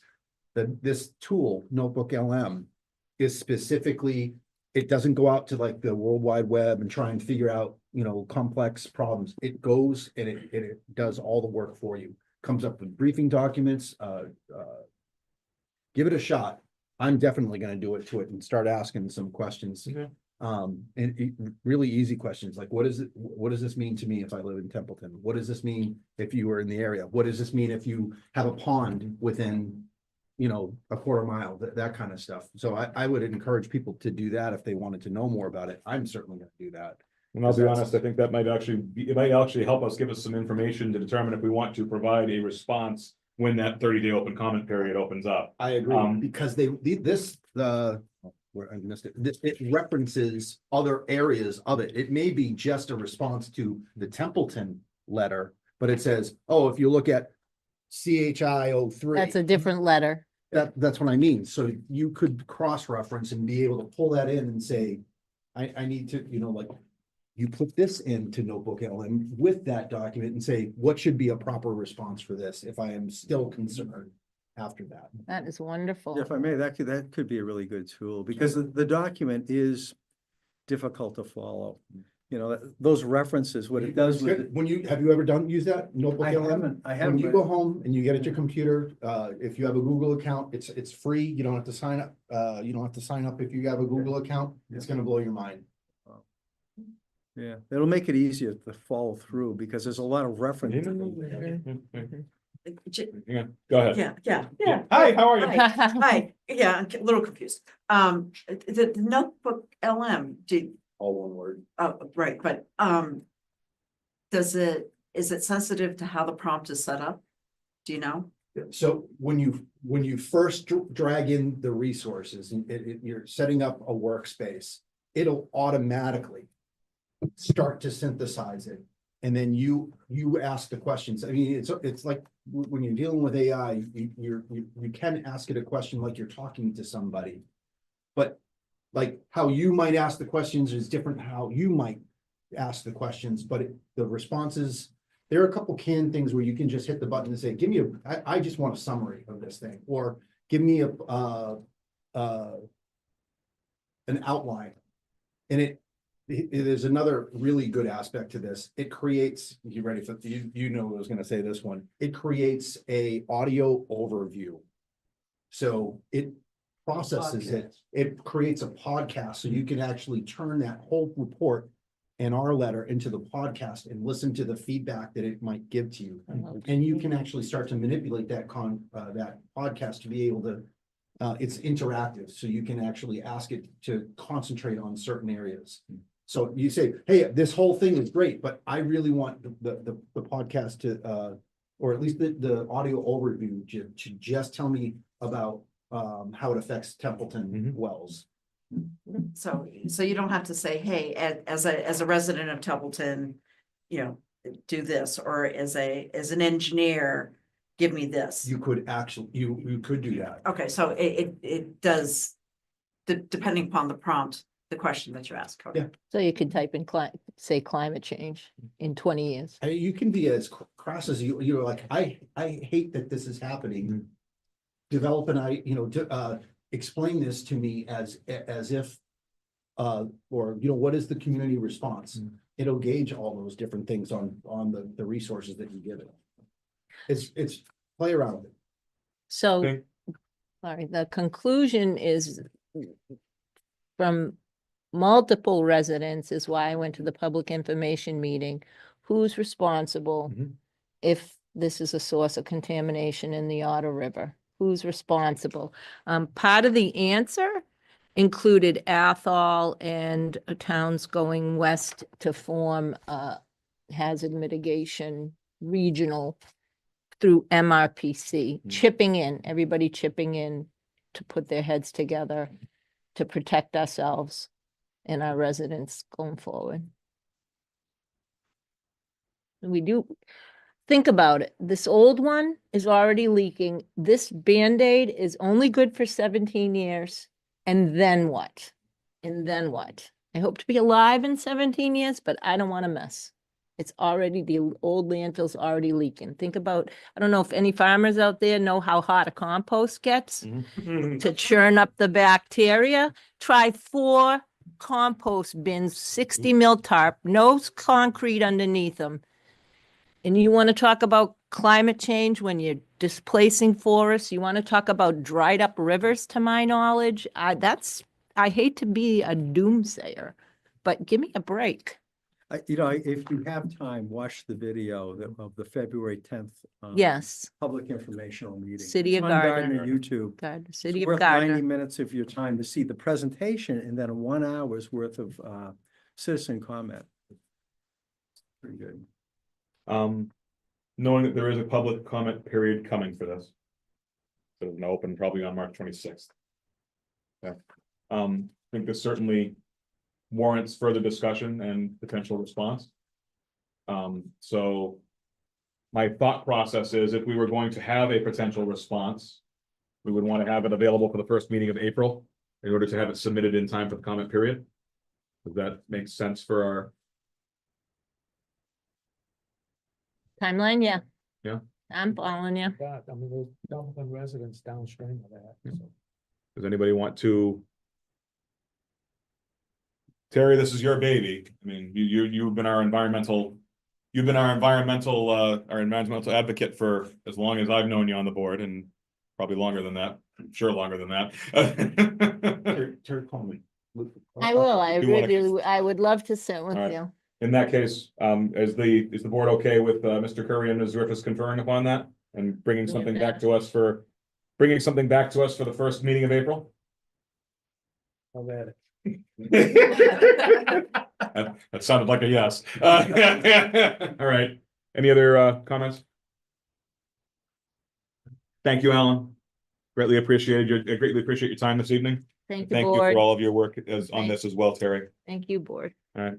Final item of old business this evening, item 7C, which is an update on ARPA funds expenditures. And I wish Adam was still here because I asked him to present this. Holly, I don't know how much. This is Adam. That was a good look. Yeah, this is Adam. I didn't This work is on Adam's, any of this. okay. I was doing my own job. So understand something. The reason I asked for this is not so much to know that the ARPA funds had already been committed, because we knew that it took place on on time for the 31st of December for last year, but just to see where we were as far as expending and receiving back goods and services as a result. Looking down the list of line items, it looks like senior center meals, we had a total of 30,000 and change put out for that. There's still 6,500 remaining in that account to be expended. Police support and equipment, looks like there's over half of that still remaining. 6-wheel dump trucks are all still remaining, but we also have not received them. So that would be why we haven't paid yet, obviously. I think they got at least one in. Okay, so maybe that needs to be updated. Actually, I believe you're right. I believe that they did get one of them. Yeah, I don't have the confirmation. We'll have to reach out to Mr. Sozik. Fire department forestry truck has been delivered. It looks like there's a balance there of 8,000 and change as a result of that. We'd have to check with Chief Dickey to see if that's like we're waiting for any remaining parts or things that go along with that. And then $150,000 for the senior center kitchen. We know what the situation with that is. We committed the money for the remaining money for that at the December fall town meeting. We've committed we were working now to get that process in place because we had the bidder and that's been moved forward. So, as of the rest of it, $2.54 remaining left in PCTB funding. How dare he leave $2.54 on the table? And he isn't even here to hear it either. That's the worst part about it.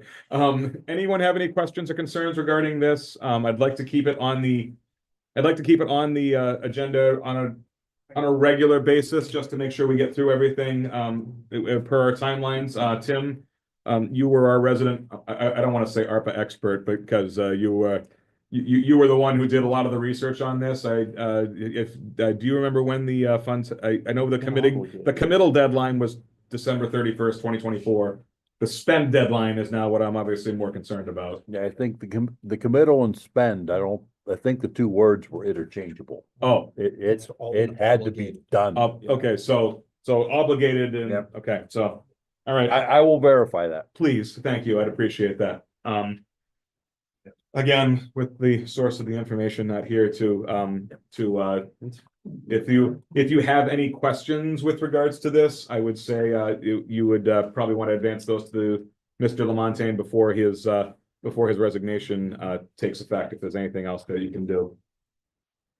The fact that it's all obligated. It's all obligated, so that's the primary concern. So. There are do-ins at this point. And a lot of this stuff we knew was long lead time. Yeah, a lot of this stuff we knew was long lead times. All right. If there's no further discussion on that, that concludes our list of regular business this evening. We now go to board member comments. Before you go, Yeah, I just have a question about your Saturday meeting. yes. Is it open to the public? It always has been Yeah. before. It always has been before. We're not going to turn you away. Let's go Is there. there a link to the budget on the website? Holly, has this been posted to the website? Has the budget been posted to the website yet? Can we affect that? We have a PDF copy that we can affect that tomorrow morning. Thank you very much. Good questions. Now, we'll move to board member comments. I will go last. I would invite any of my fellow board members, if they have anything they wish to speak, to please. Mr. Toth, you may go first. I have a few things and I promise I will be brief. As we advance in age, we get to the points where it's not always a ton of fun. And I'm getting to the point where it's no longer the birthday parties, the college graduations, the weddings, occasionally the divorces. We're now entering the people are sick and the funerals. And I know I'm gonna miss somebody's name, so I'm not gonna mention them intentionally. But in the last 7 days or 8 days, I know of at least 6 town residents who have passed. And that is troubling to me. 4 of them I was friends with and friends of the families. And my heart goes out to each and every one of them. Yeah. Always a hard thing to go with. Sorry. No, it's life. It's what we go with. Still unfortunate. That's It what is my unfortunate. dad said. The hardest thing about getting old was Yep. outliving his friends. A couple quick things. I always enjoy the phone calls. I don't always enjoy getting screamed at, but that's okay. Yeah. Folks are reaching out. Okay. The ongoing excise tax battles. Oh, boy. The number one complaint I've had in the last 3 days is the excise tax woes. I know I had a bill. Why did we close them on February 26th in the middle of the week? Why not at least to the end of the month? But now when I go to pay it, there's nothing there. And lo and behold, I got a demand notice. And my first question was, have you called the treasurer collector's office? And if you haven't, that would be the first step. So, sorry, Miss Richardson, but some phone calls are probably coming your way. Following up, and I said I would do this, the regional agreement, I have reached out to DESI. They've backpedaled a little bit. there was a process in place that was outlined when a member community does not sign the agreement. Ah, I cannot find that in writing. The deputy, don't hurt yourself trying to remember it.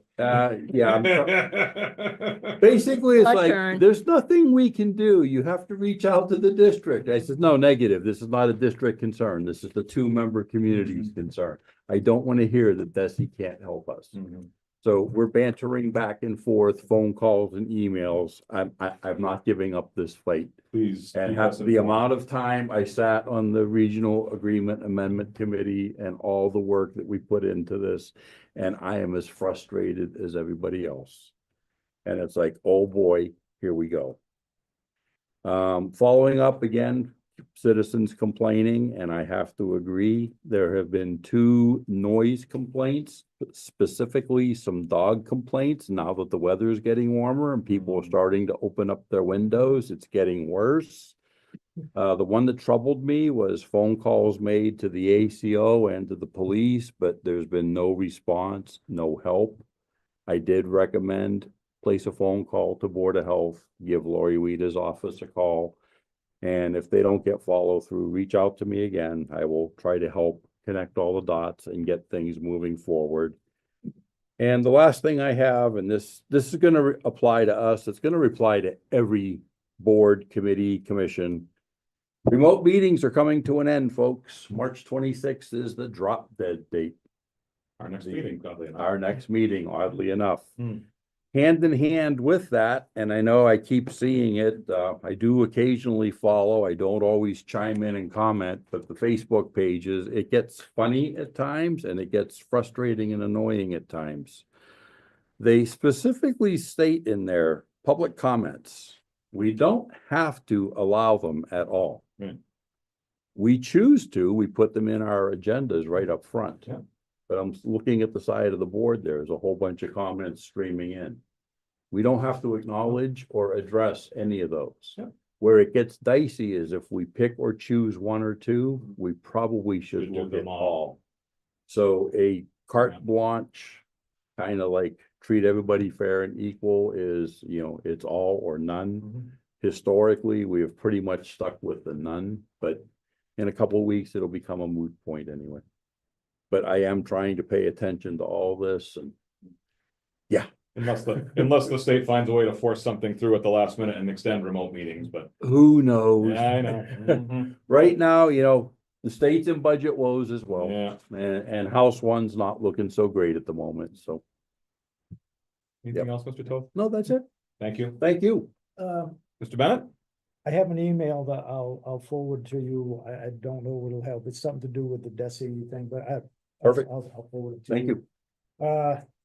To the remote meeting stuff, another senator or state rep has refiled a bill trying to get, the extension is in the Municipal Empowerment Act. Yep. It was filed by the governor. It's only a couple of weeks away and it's looking slim to none, but the bill was refiled. Whether it makes it out of committee or not, who knows? I personally feel that it'd be unfortunate if that doesn't, because I think that I personally think that the ability to have remote participation in these meetings is of great value. Anyways, I apologize. Mr. Bennett, continue. My comment, I'm gonna read an email from a town resident. Adam forwarded it to me. It's a town resident that lives on Lower View Road. I met with those residents a few times. They were looking for an avenue to try to get their road on, in front of town meeting. And we were talking in Adam's office one day and I pointed out, I said, well, there is a bylaw that gives you a mechanism to go to the select board, and they went that route. And the board submitted a letter to the planning board, okay, and it went to town meeting and their road got approved. And this is one of the residents, and she's like really nice resident, but very, very appreciative. So I asked her permission if it was okay to read her email that was sent to Adam, and I got a big, oh, how it's so nice to hear from you. And like I said, she's very, very appreciative. So, it says, "Hi, Adam. I must say I was alarmed when I read the upcoming select board's agenda for next week. F, action, consideration, town administrator letter of resignation. Yikes. Is it too late to take a moment to express my deepest gratitude for the support, dedication, kindness you have shown during your time as town administrator? Your leadership and commitment to our community have made a lasting impact, and I am truly grateful for all that you have done. On a personal note, I especially appreciate the help and guidance you provided me in getting Lower View Road accepted as a town road. Your willingness to listen and your consistent support made a real difference. I will always be thankful for your efforts.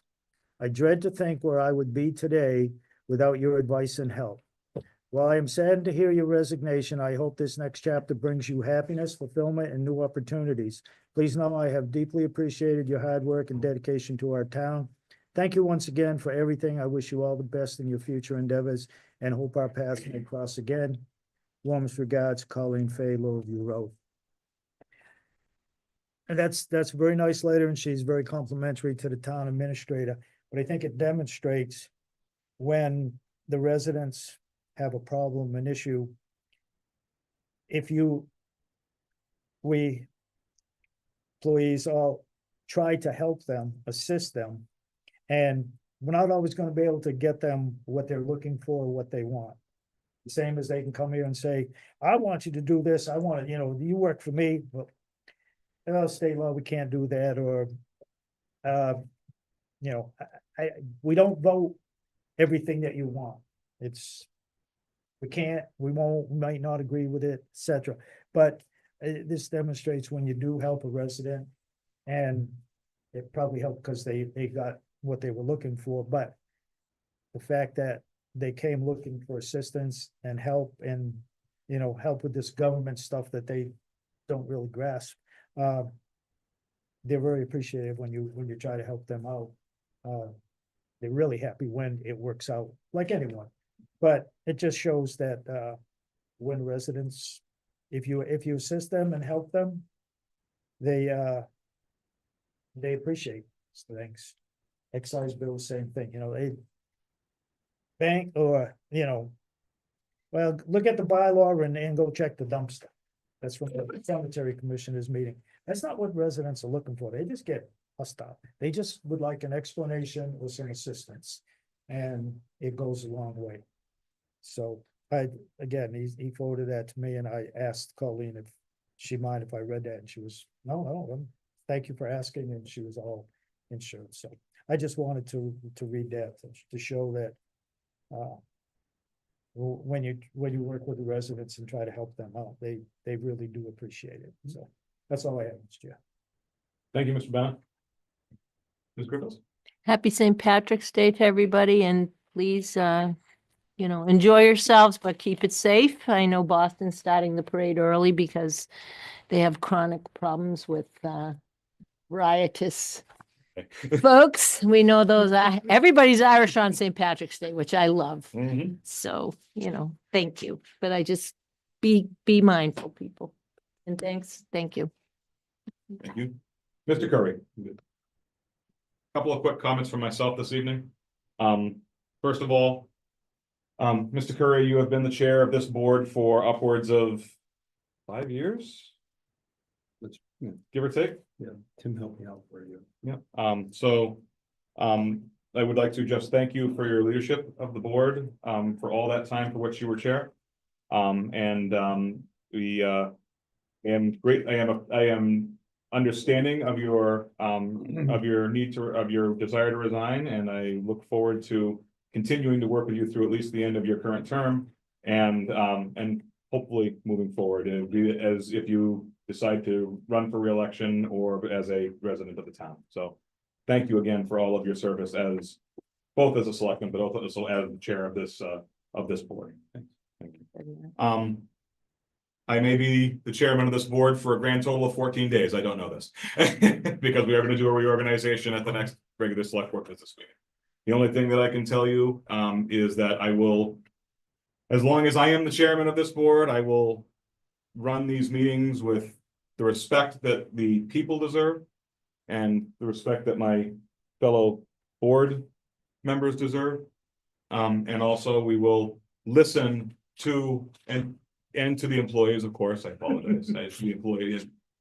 I'm trying to, but also, I pledge to be someone who will listen to the residents' needs and ensure that we are hearing you and taking you into account in all of our decisions. Because at the end of the day, you're the ones who put us in these chairs. Okay? And you have the opportunity on an annual basis, right around the Monday after the annual town meeting, to decide who sits in these chairs. So to not listen to our residents is a disservice. We need to listen to them more. We need to listen to them as often as we can. We need to take into account everything that they're saying, because they are the people who put us here to do these jobs. And so I pledge to be that person who listens and takes that into account and brings it forward as the things that we need to do. And on that, I have no more comments this evening. Our next regular scheduled business meeting is Wednesday, the 26th at 6:30 p.m. We do have our budget hearing this coming Saturday. I believe we start at 8 o'clock. 8:30. 8:30, thank you. Is it a hearing? Budget you say budget hearing? review. I said hearing, budget review. Our annual budget review is this Saturday at 8, starting at 8:30 in the morning until we get done. We also have this, a week from today, we have another budget review. That is specifically for the school budgets. So Narragansett, Monty Tech, and Norfolk Aggie, if I believe we still have one student who's going out there as well. So budget hearings this Saturday at 8:30. Our budget review this Saturday at 8:30. Budget review this week from today at the normal time in this room, 6:30 p.m. Next regular business meeting is 2 weeks from today at 6:30 p.m. in this normal meeting. Yes, one question related to what you were saying. God, I just. I hear what you were saying, Terry. Yep, Um, it's real. yeah, Budget states. yeah, budget states, yeah, no, it's just gone, sorry. Sorry, Bob. That's all right. I'm You'll looking remember at- it. You'll remember it 5 I'll seconds drive down after the the gavel. road. You'll remember it 5 seconds after the gavel comes We're all out. tired. Having said all that, at this time, I would entertain a motion to adjourn until our next Second. regular business meeting on the 26th. He just remembered it, on the 26th at 6:30 p.m. It is so moved and seconded. Is there any discussion? Hearing none, all those in favor, please vote by saying aye. Aye. Opposed, abstaining,